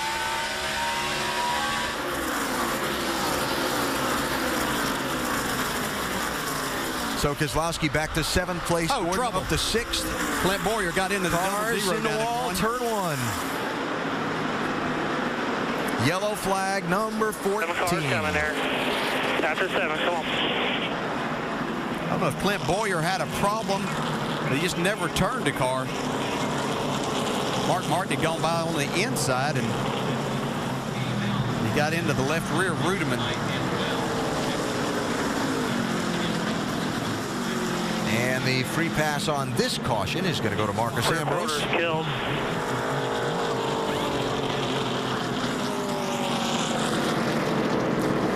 David Rudiman started on the pole tonight, was running 18th.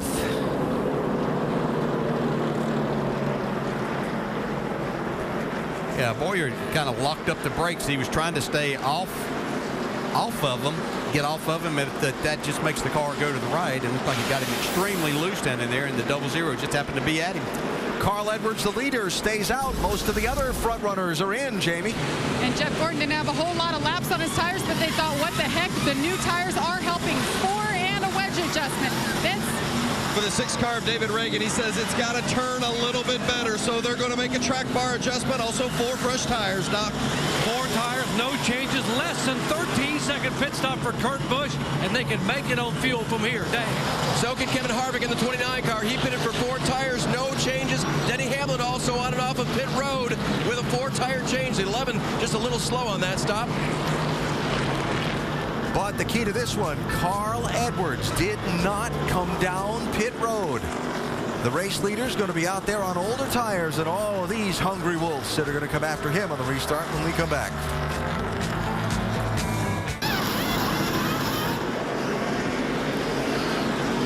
Lap away from the restart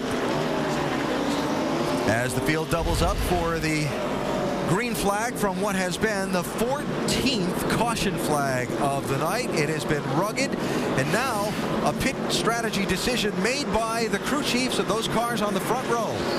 Bob Osborne for leader Carl Edwards and Jimmy Fennig for 2nd place running Matt Kenseth finds them out on the racetrack on older tires than the guys that are going to be chasing them down. New season of Dancing with the Stars premieres Monday, September 19th, 8 Eastern, 7 Central on ABC with our most surprising cast ever, including soccer goalie Hope Solo and LA Laker Ron Artest. There'll be some dancing going on in this restart right here with these pressure tires these guys have. 36 of Stephen Light also did not pit for tires. Kurt Busch was first off pit road, 3 deep into turn 1. Who didn't know that? Harvick quickly through to 2nd.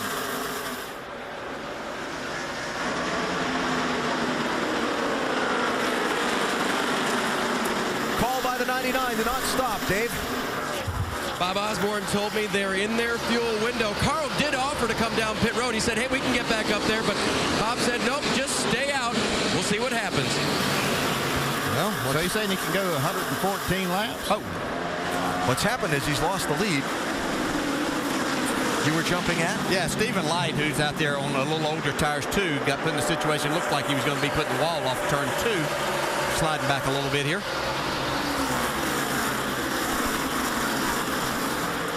So Harvick leads, Biffle 2nd, Edwards back to 3rd. Here's the race for 4th. David Reagan trying to get underneath Matt Kenseth, his teammate. Kurt Busch in the 22 was first off pit road, but he kind of got bottled up on that restart. He got put in that outside groove. He thought that was going to work for him for a minute, but it was in a 3-wide situation up on the high side. Nothing you can do but just back out and go at it again. See Jeff Gordon coming on the inside, making his way forward again. Seen the 24 car run hot and cold at various times tonight. Right now it looks a little bit hot. Solid night for Tony Stewart. 7th place right now. He's been quiet. He's been solid. He's been not in any of the skirmishes we've had. He's just had a really good night so far. Very clean, basically doing what he needs to do to clinch a spot in the championship. Contact there. Kenseth with a fender pushed in. Can't believe that Keselowski didn't crash.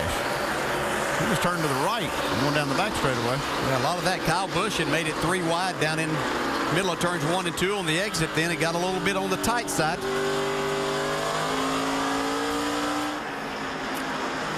Talking about running hot.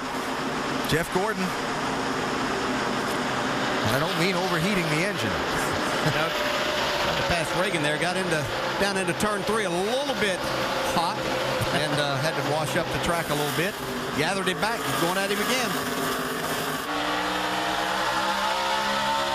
Sure that they told David Reagan he's probably in a situation now with all of the way this has played out that he needs to win this race if he's going to try to get himself in the chase. Wonderful Pistachios telemetry from Kurt Busch.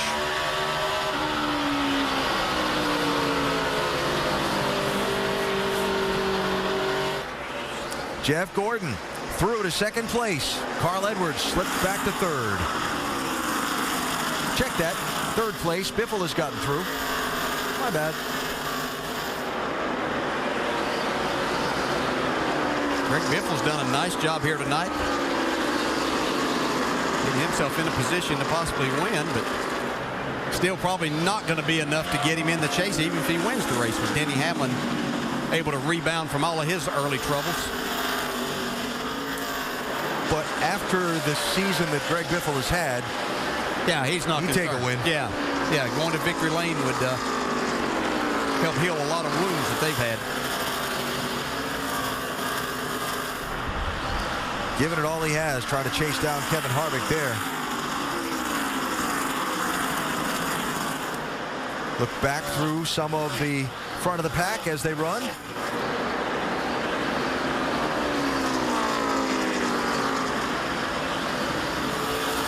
.8 of a second, Kevin Harvick to Greg Biffle. There's a look at the gap. And if they look in their mirror, they're going to see a 24 car coming pretty quickly at them. Fastest lap on the track, last circuit of all the cars. Belong to that man. Jeff Gordon, 2nd and 9/10 behind. Carl Edwards has led 113 laps tonight, most of the mid to late stages of the race. But now Edwards, after not pitting under that last caution, shuffled back to 4th. David Reagan running 5th, needs to win to get in, although some other circumstances could get him a place in the chase. 75 laps to go. Harvick, the race leader.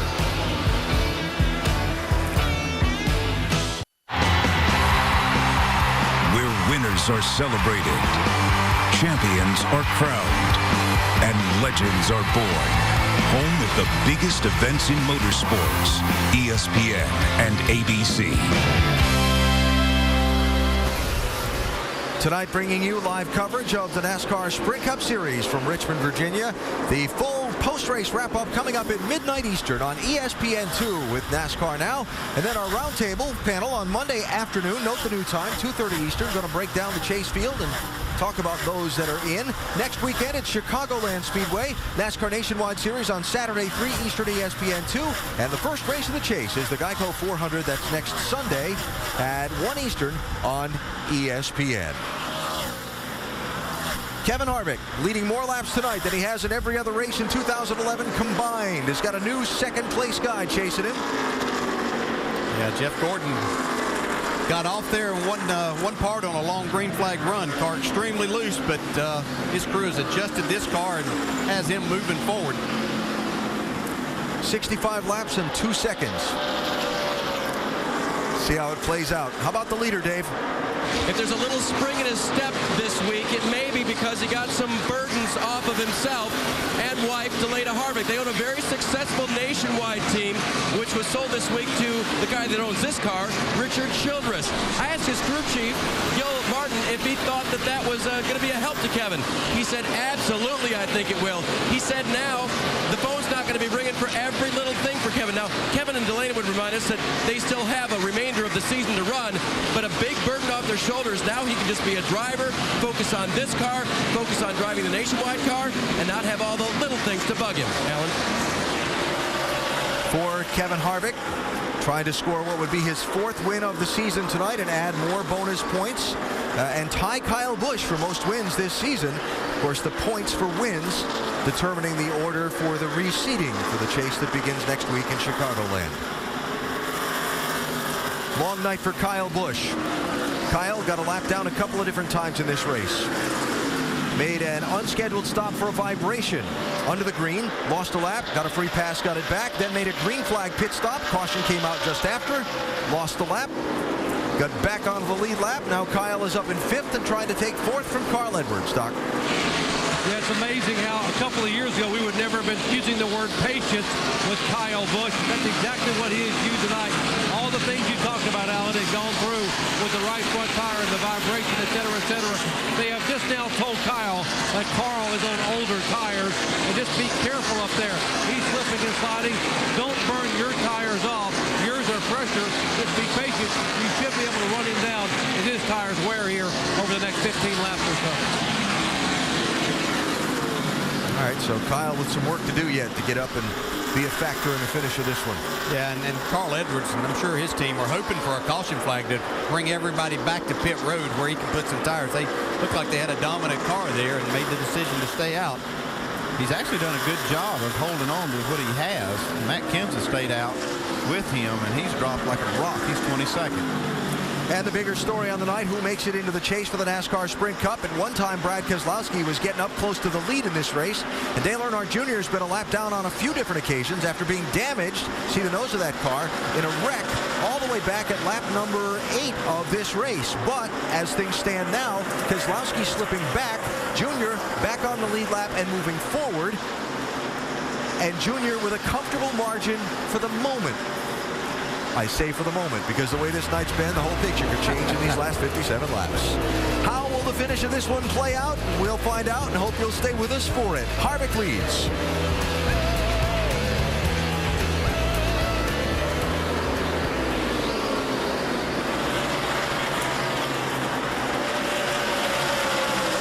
.2 seconds from Kevin Harvick to Jeff Gordon, a gap that has grown a little bit in the last couple of laps, but now the race leader's starting to get into some lap traffic. Yeah, that'll change things. You can see a lot of traffic that he's going to have to negotiate right here. Of course, Jeff Gordon will eventually have to get into that too, but we'll see just how close Gordon can get to him.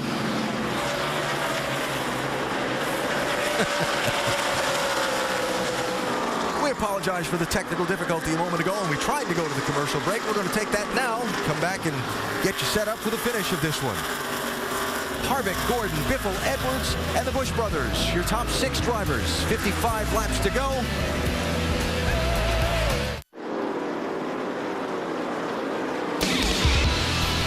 ESPN's coverage of the NASCAR Sprint Cup Series on ABC, brought to you by AT&T and Geico. 15 minutes could save you 15% or more on car insurance. Let's take a look at the winners from the 3 Doors Down Time of My Life sweepstakes. Congratulations, Maggie B. from Oklahoma City, who won the grand prize, a VIP trip for 4 to see 3 Doors Down perform in Tunica, Mississippi. The runners-up won a prize pack of 3 Doors Down albums, including an autographed copy of their latest release, Time of My Life. It's been quite the time tonight in Virginia's capital city at the Richmond International Raceway as we're down inside the final 50 laps of this one. Kevin Harvick leads. He has led the most laps, but that would be way underselling the story of how this night has unfolded. Jeff Gordon trying to chase him down. He's nipped about a 1/10 of a second off the gap from Harvick in the last few laps, but that's not a whole lot, especially since Harvick was in all that lap traffic that he didn't seem to have as much trouble moving through as he might have. It's amazing when you have a good handling race car how you can negotiate that traffic pretty well and not really lose any time. There's your 3rd place runner, Greg Biffle, and the gap that Biffle finds himself behind the leader. Carl Edwards struggling in that 99 car. Carl did a lot of the leading in the middle stages of this race, Dave, but a little pit decision has gotten him falling back. Yeah, remember, he stayed out, so those tires are old, not working well. They put some new batteries in the calculator as well and came up with this. So if we don't get a caution, we're screwed. We're 10 laps short. That's fine. We aren't going to win it anyway with the tires here probably, so I don't care either way. Let's just do what we got to do. So frustrating. They'll have to pit with about 10 to go, Alan. If they don't get another caution.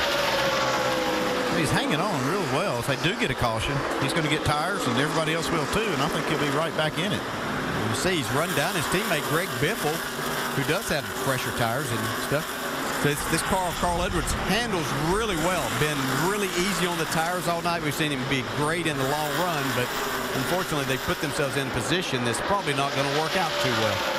Greg Biffle was really chasing Kevin Harvick hard when he was running in second after the restart, but couldn't catch him, and maybe he's kind of used up what he's got on that 16. Their teammate Matt Kenseth just behind them, as you saw in the picture there. He started up beside of Carl Edwards on this restart after that last caution. He's actually a lap down now. One thing I see in Carl Edwards' car, I don't see a lot of brake heat. I do see it in a lot of other cars. I think that's one reason his car stays running as good as it does for so long. Yeah, Andy, you pointed that out in the nationwide race about Carl Edwards last night being a factor of why his car was so good there, especially on the long runs too, and I think you're exactly right again tonight. If we should see the caution flag again, it'd tie a record here at Richmond. We've had 14 yellow flags. They've had 15 here twice, and that's the record. And we've got 41 laps to go. Yeah, sure wouldn't surprise me. On the lead lap right now, down to 21 cars. About to be 20 as Kevin Harvick gets underneath Clint Boyer. Boyer looked like a potential winner earlier, but just has had a variety of circumstances go the wrong way on him. Involved in a crash at lap number 8. Came back from that to run up into the top 5. Then made a green flag pit stop. Caution came out, and other things have continued on from there for this 33 car.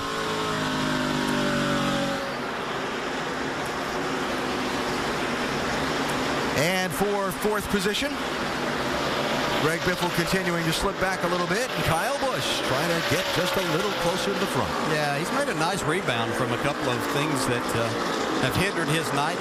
Having to come up through the pack a couple of different times, but has done a nice solid job and getting himself up into the top 5 here. Really nice to see all the star-spangled tributes on these race cars tonight.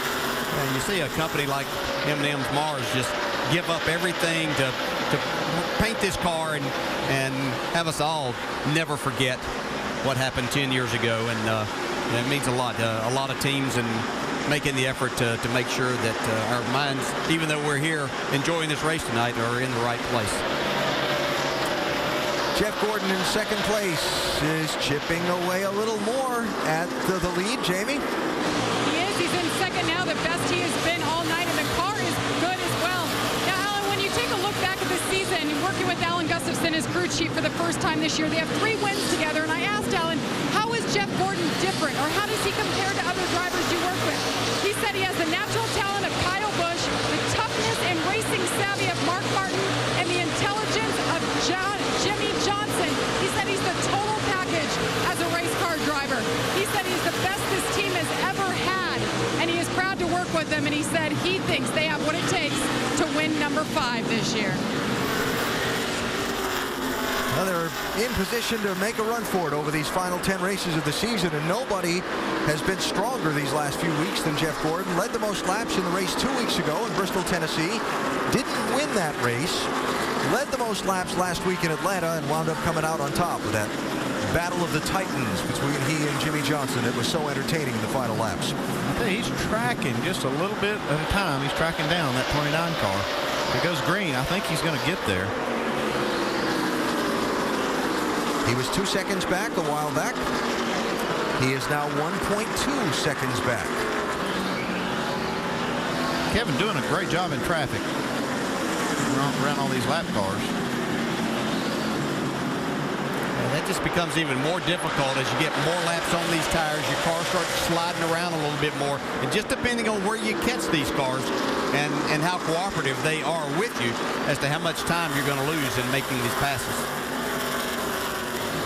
Momentum to start the run for a championship. This 29 team, we talk about how hot Jeff Gordon has been in the last few weeks. Kevin Harvick's last top 5 finish, that's not even his last win, his last top 5 finish was in early June.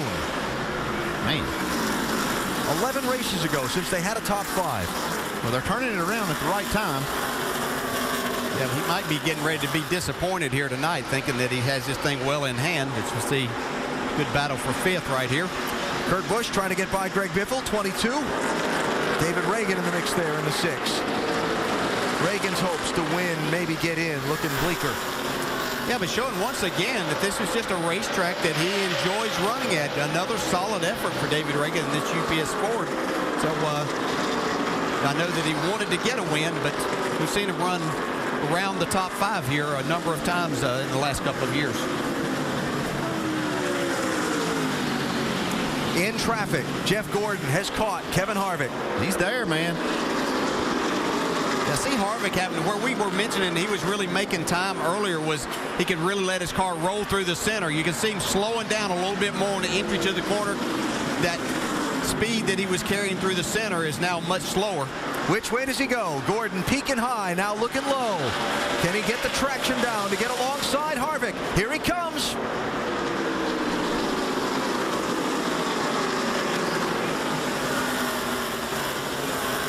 Momentum, you can't beat it.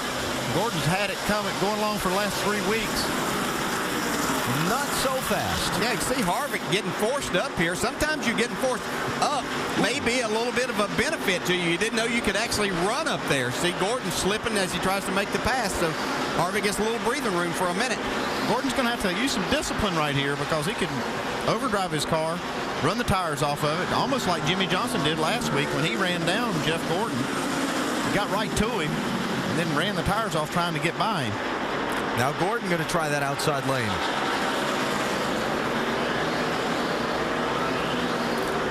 Jeff Burton in the 31 car.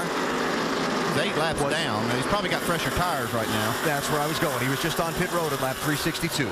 So he's going to look like Superman here coming through these guys. Yeah, Burton had a good night going, good solid effort going, and he cut down a left rear tire going into turn 3 earlier. Update on the 31, Dave? No, they just pitted 2 laps ago, Alan, and when he got between the 29 and the 24, a bunch of the 29 guys were like, hey, thumbs up over to their buddy, but he goes on by him now, and he'll let the 29 and the 24 fight it out. And again, a lot of traffic ahead for these top 2. So, for those of us who've never driven a race car at this level, certainly includes me in that group, talk about Jeff Gordon cooling down his tires or backing off and regrouping. What's he doing? Put me inside the race car. Yeah, exactly what you just said. He is cooling down. He ran hard to get up there. You could see the back end start to kick out as he tried to make the pass on Kevin Harvick. So the experience of Jeff Gordon says, okay, now I have to cool this right rear tire off a little bit if I'm going to really be able to make a run. If he continues at that pace, he's probably just going to wear that tire even more and not have a chance. He might get a chance here in the traffic to make it on the high side, but you move up a little bit, you don't turn the wheel as much, you don't spin the tires as much. Harvick's going to give him that outside, see if he can make the pass. Side-by-side lap traffic ahead of the race leaders as they try to go side-by-side for the lead. Which lane's going to open up? I think Gordon can make the pass up here, but it's going to depend on if traffic will allow him to do that. 47 car, Bobby Labonte, and there he goes. Yeah, really sideways for Harvick off of turn 2 there, and Gordon just motors right on by. I was going to say Bobby Labonte's back in 24th place. Now Gordon with a little wiggle there. Yeah, his car's not that great right now either. Yeah, we saw him take a car that wasn't that great the last 10 laps at Atlanta where the speeds are a lot higher and get the job done too. Third place, Kyle Busch, 18, trying to get by Carl Edwards in the 99. I heard Carl's team say he had to pit with about 10 to go, so that's about 10 more, 12 more laps. If we don't see somebody run out of patience and turn somebody around. Yeah, that or, you know, we're getting in a longer run here. Yeah, we have that opportunity for Kimbrough. We talked about melting the bead of the tire, heating up the brakes too much, and And Hurting, as you see, Dale Jr.'s getting ready to go down a lap once again. So we can see a lot of things happening. Carl Edwards going to stay out there as long as they possibly can and see if they can get that caution that they need. We're live in the closing laps at Richmond, Virginia tonight. The race to the chase, kind of looking like it did when the night started, though it's been very eventful along the way. Tony Stewart in position to grab himself a place in the championship, as is Dale Earnhardt Jr. Keselowski and Hamlin in position for the wild cards, but we got 20 laps to go. If you'd have told me before the night started that Dale Jr. was going to make 16 pit stops on the night and he was going to be able to stay in the top 10, I'd have laughed at you, but that's kind of what's happened here. And for that matter, Denny Hamlin, too. Right? He's made 17 pit stops on the night. Hamlin involved in an early dust-up and had to get some damage repaired on that car and come back from a lap down. Right now, watching Kevin Harvick try and find something to be able to close back in on Jeff Gordon.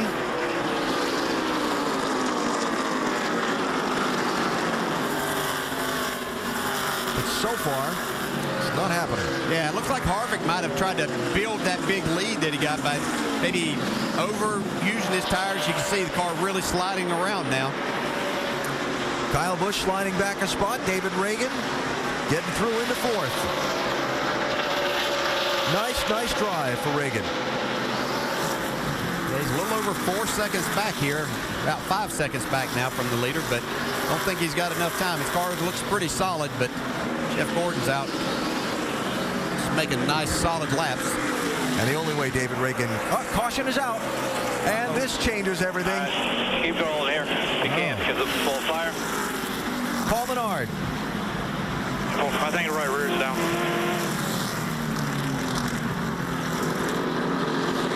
Paul Menard, winner at Indianapolis of the Brickyard 400, involved in contact earlier tonight that did all that damage to that 27 car.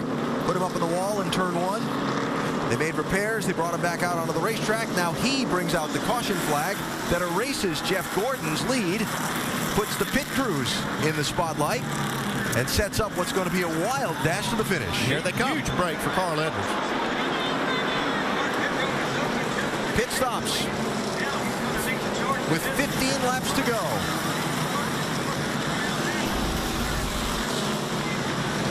And Jeff Gordon, your leader, in his pit box. 4 tire stop here. They'll get as much fuel as they need. They're going to wait on the tires here. Down and away, Doc. Wedge has been Kyle Busch's friend. They're going to put a half-rounder wedge, left rear, top it off with fuel. Dave. Slight air pressure adjustment for Kevin Harvick. 4 tires and fuel. 4 tires as well for Carl Edwards. He was going to make it until that caution came out. Here's his chance. Here is the race off pit road. It's Harvick. Kevin Harvick's crew getting it done. Retaking the lead from Jeff Gordon on the pit lane. Juan Pablo Montoya with a flat tire coming to his pit stall as he brought the 42 car in. And they call it the money stop. 29 crew getting it done.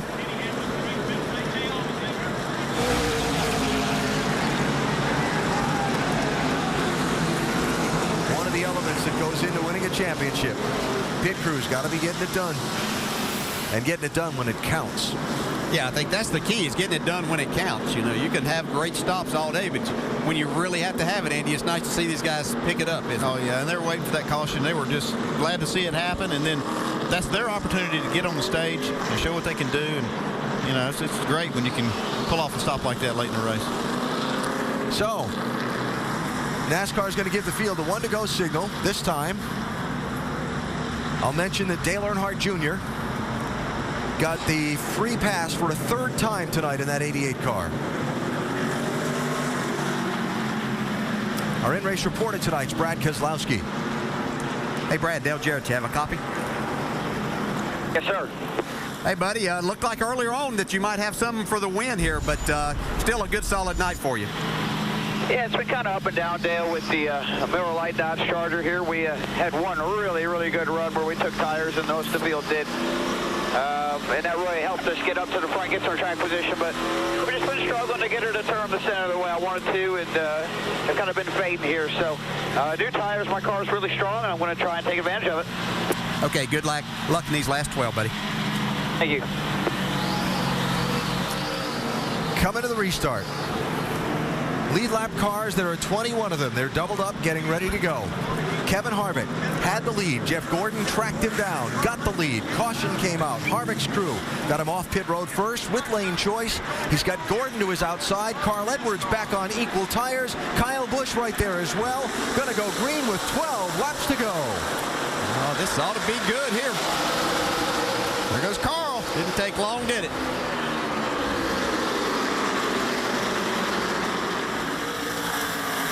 Gordon struggling a little bit to get going in that outside lane. Harvick clear with the lead. Edwards inside of Gordon for second. Yeah, this hasn't been Jeff Gordon's strong suit. His car really stays with him on a longer run, though. But Kevin Harvick's just like he was shot out of a cannon here. And the longer these guys run side by side for second, the better it is for Harvick. Now Edwards clear through into second. He's going to have 10 laps to try and track down Harvick. Edwards dominated the middle section of this race. Fell back in that last run. Jeff Gordon racing for third with Kyle Busch.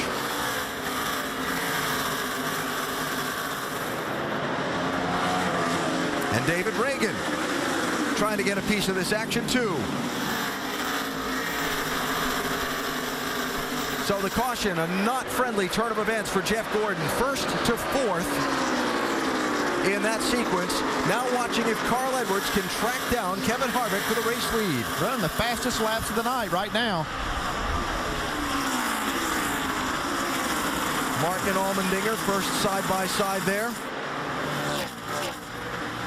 8 to go. 8 more times. Watch Carl Edwards as Gordon tries to take this third spot back. Carl Edwards is driving this car 2 and 3 car lengths deeper than he has all night into the corner. For third, Gordon trying to get back clear of Kyle Busch. That lane choice by Harvick getting, sliding up there.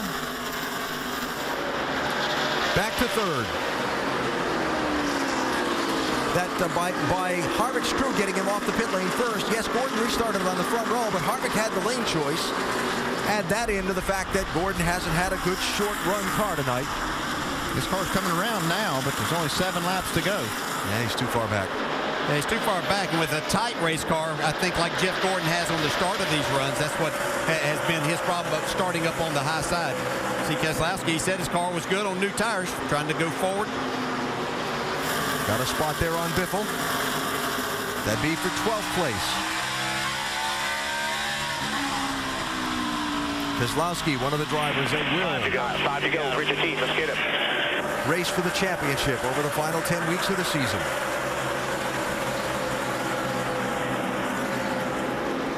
Carl Edwards tracking down Kevin Harvick. He's there. He's clicked off a couple of tenths in the last couple of laps. Yeah, where's he going to pass him? He's going to have to hit him to get by him. You think?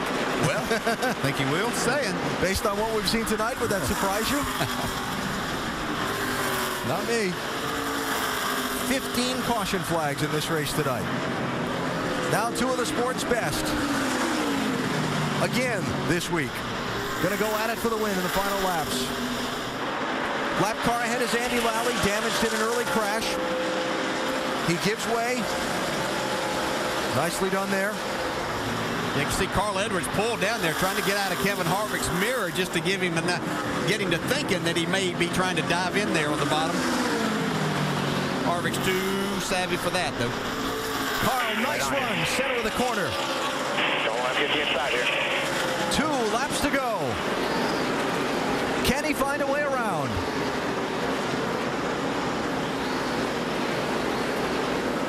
Harvick holds him off in that corner. Yeah, Harvick's really good down in 1 and 2. He can get his car turned and back in the gas. This is where Edwards is a little bit better, though.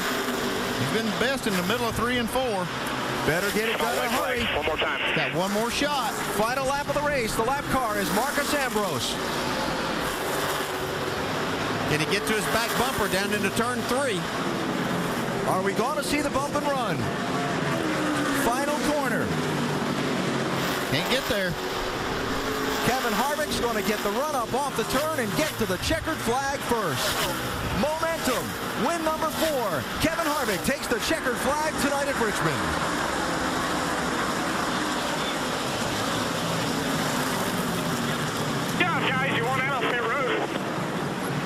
Yes, they did. Yeah, that's definitely the turning moment for Kevin Harvick and his team, getting that caution flag and then the crew doing the job. Kevin Harvick. Well, thanks for everything, Richard. With yes, sir, buddy. Great job. Very interesting week for him, as documented earlier. The deal to sell Kevin Harvick Incorporated's NASCAR Nationwide Series teams to Richard Childress. Kevin said it was important to get it done so he could come to Richmond with a clear head, ready to focus on the final 10 races with a one-track mind. That's what it's going to do then. He's going to find himself right in the middle of the chase. He's going to find himself starting up at the top of the chase with Kyle Busch. That 4th win. And for a guy who hadn't had a top 5 finish since early June, Harvick with his 4th win of the season tonight. Dave, the circumstances fell their way at the end. Absolutely did, Alan. And it seemed like the 29 car was there, then it wasn't, then you guys got it back, Gil. How'd you do it? Well, Budweiser Chevrolet's been good all night long on the early run. About the last 20 laps of the run, the 24 just comes on. I mean, he's really fast right there. But, I mean, man, right there, that was close. The 99, I mean, he had a few more laps and we'd have been in trouble. But, hey, that was a 400-lap race instead of a 500. And a short run at the end. Yeah, short run at the end. The car was at its best and just so happy with it. The guys on pit road, so proud of them. The guys in the engine shop, they've stepped up. I mean, we're ready to go to the chase now. They seem chase ready, Alan, to me. I would say so. Good way to get ready for that 10-race run to the championship. Scored a win tonight at Richmond. Kevin Harvick with our Goodyear winning moment tonight.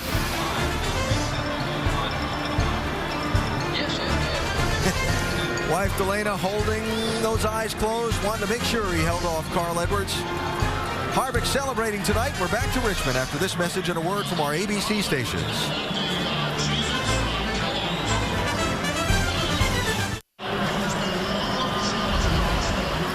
A wild night tonight at the Richmond International Raceway. Some 15 caution flags. A lot of the guys who were trying to lock themselves into a place in the chase or who were hoping to race their way into the chase were involved in incidents throughout the night. Kevin Harvick persevered and came out on top of this race. Dr. Jerry Punch. And Kurt Busch climbing out of his car. What a phenomenal comeback he had. A tire going down, right rear tire going down. Kurt, you guys battled back for a top 5 finish. Take us through your night. Really a good, hard-fought battle. That debris from that early caution cut our right rear tire. And, yeah, we were lucky to obtain a yellow while we were sitting there limping around. So to fight back from that and to be in good position all night, we had a top 5 car with our Shell Pennzoil Dodge. Last 2 races to be running strong and to be up front, this is what we need for the next 10 weeks. But it's all a tribute to the guys giving me good pit stops, and we're making good adjustments on the car as we run. A couple of contacts between you and 5-time champion Jimmy Johnson. What was going on there, Kurt? We raced down into turn 1, and I locked up the left front trying to avoid him. But when he came back to us, you know, you could see it coming. You know, that's not something you see from Jimmy Johnson every day. So I know we're in his head. And if we're going to race this way, he's got to worry that there's 10 other guys in this chase, not just the 22. Does this carry forward to the chase?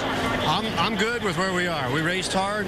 We've got good cars that are not too terribly wrecked, but he's got to learn to race. He's been able to beat guys the last 5 years just by out driving them with what he has for equipment. If he wants to switch equipment, let's see what we can do. But I'm going to beat him fair and square with my Penske Dodge. What's your mindset for the chase now? Half the chase are on 1.5 mile tracks. You're really good on those racetracks. Yeah, I feel like our 1.5 mile program is solid. We've got, you know, Dover in the mix with that mile on the high bank. But, you know, the way that this chase starts out new with Chicago, we've got to be good there to start off, go to Loudon where the chase formally began, and then worry about some of the trouble spots, which could happen at Talladega, Martinsville, and then the repave out in Phoenix is going to be very interesting. Hey, thanks for your time. Well done tonight, Bob. Thanks, Doc. Appreciate it. Let's go to Jamie Little. Well, of course, Jimmy Johnson was already locked in the chase coming in here, and you and Kurt have had your history together. Why this race and why now get the payback? He basically just said, we just interviewed him, that you need to learn to race. Okay. I got run over going into one, so, you know, you're going to spin me out, I'm going to spin you out, just part of it. So I'm sure I'll go find him and talk to him, and he'll run his mouth, and we'll go from there. So we'll we'll see what happens. But, I mean, I've worked very hard to not have any contact with him. And even the Pocono thing, I made a move to break the draft. I didn't touch his car. He instigated and ran over the side of me. So if he can stop running into my Lowe's Chevrolet, everything will be just fine. Do you think it's going to be over from here on out in the chase? We'll see. Time will tell. It's in his hands. I didn't do anything until he ran me over. I passed him 2 or 3 times tonight without touching him, and then he ran me over going into 1. So it is what it is. But I'm very excited for this Lowe's Impala. Our car, granted, we had our issues with getting turned around there, but we had a very strong race car start of the race tonight and was running the top 4 or 5. And it's unfortunate we couldn't finish where we were supposed to tonight. But we'll go to Chicago and have a good race. All right, 5-time Jimmy Johnson going for his 6th championship. He's seated 6th. Alan? Well, this night was about Kevin Harvick finding a way to come back after Jeff Gordon got by him. Caution came out. His pit crew got in the lead. And Kevin Harvick has gotten himself a 4th win of this season.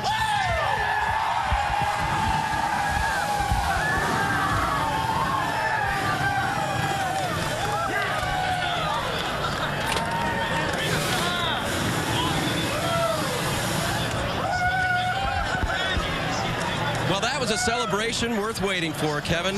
What a strong drive, and it seems like so long we've been talking about we need to get back to where you were early in the season. How about this?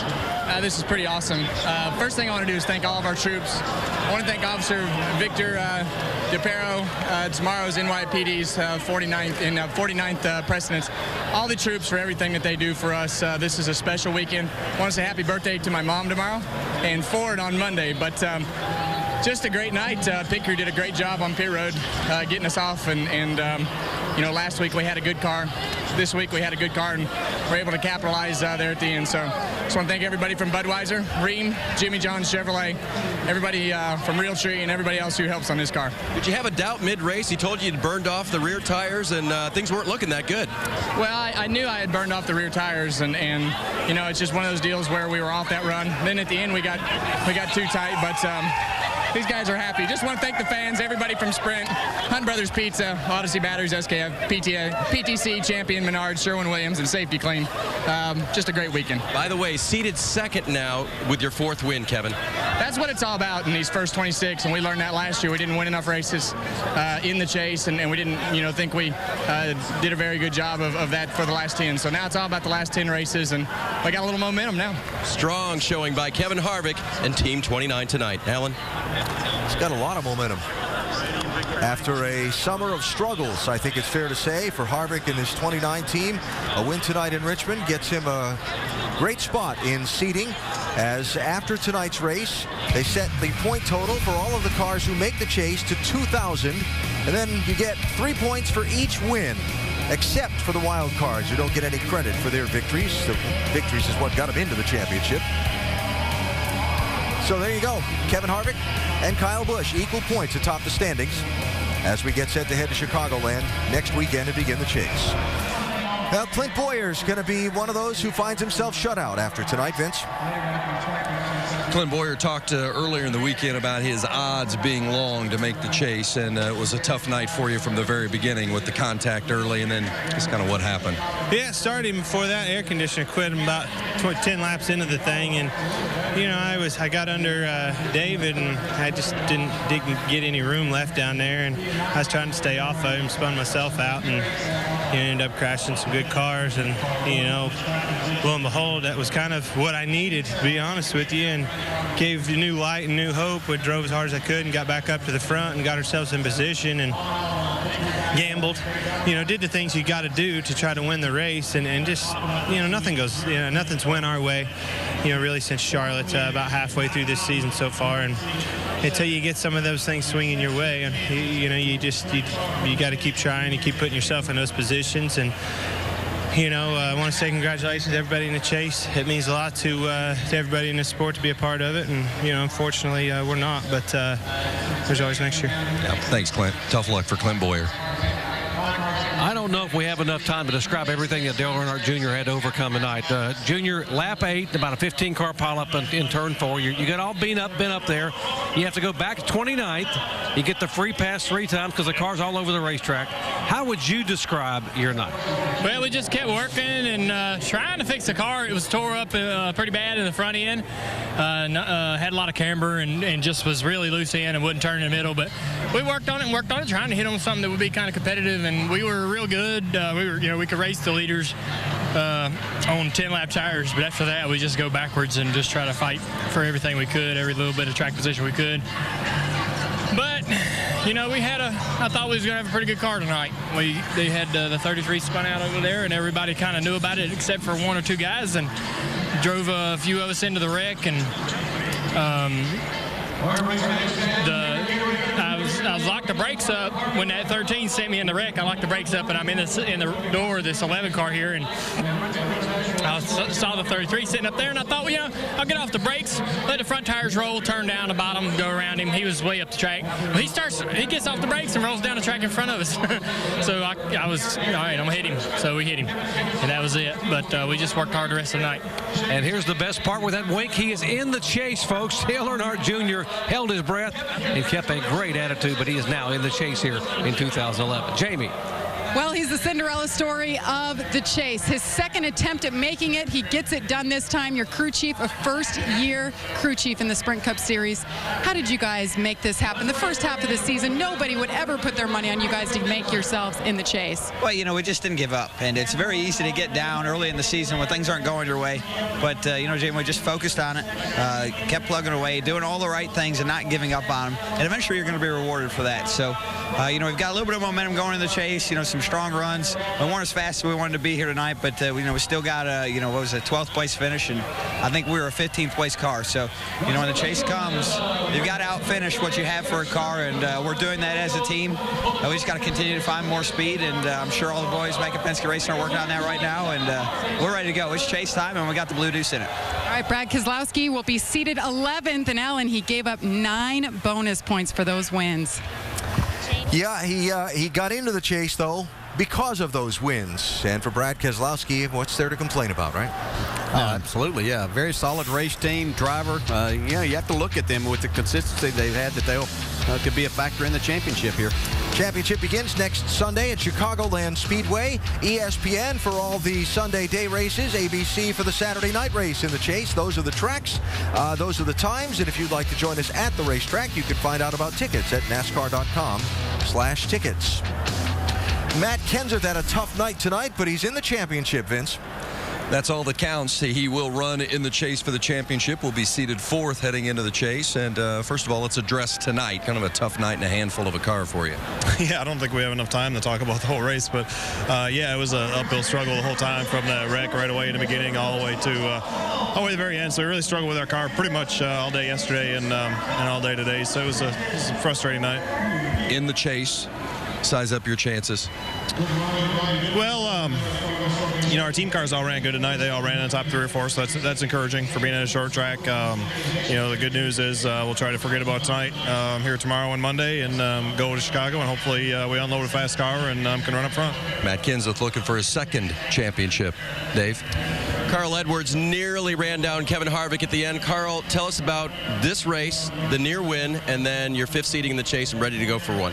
I needed one more lap. I went down that last corner and I thought, I'm going to get to him. I'm going to get to him, move him out of the way, and I couldn't. He was faster than I thought. So we gave up 3 points tonight, but the big picture is our Kellogg's Aflac team is fast enough to go out here and compete for the chase. So as much as this hurts, I feel like we're back. We're ready to go compete for this win, and this is overall just a really fun night. I wish we'd have won the thing, but I want to say I hope all of our troops come home soon, and we appreciate everyone honoring our heroes here on this 10th anniversary of September 11th. So we'll go get them at Chicago. It's going to be good. Thanks for a great show tonight. Dr. Punch? Well, 4-race winner Kyle Busch is the top seed in the chase. And, Kyle, people are saying the poise and composure you've shown on the racetrack this year makes you one of the favorites to win it. What do you think? Well, if tonight wasn't one of those nights, I don't know what was. fought through everything, it seemed, you know, loose wheel and going to the back and driving back up through there. We got to the top 10. It's so tough the more and more you get into these races because guys have worked on their cars to pass cars.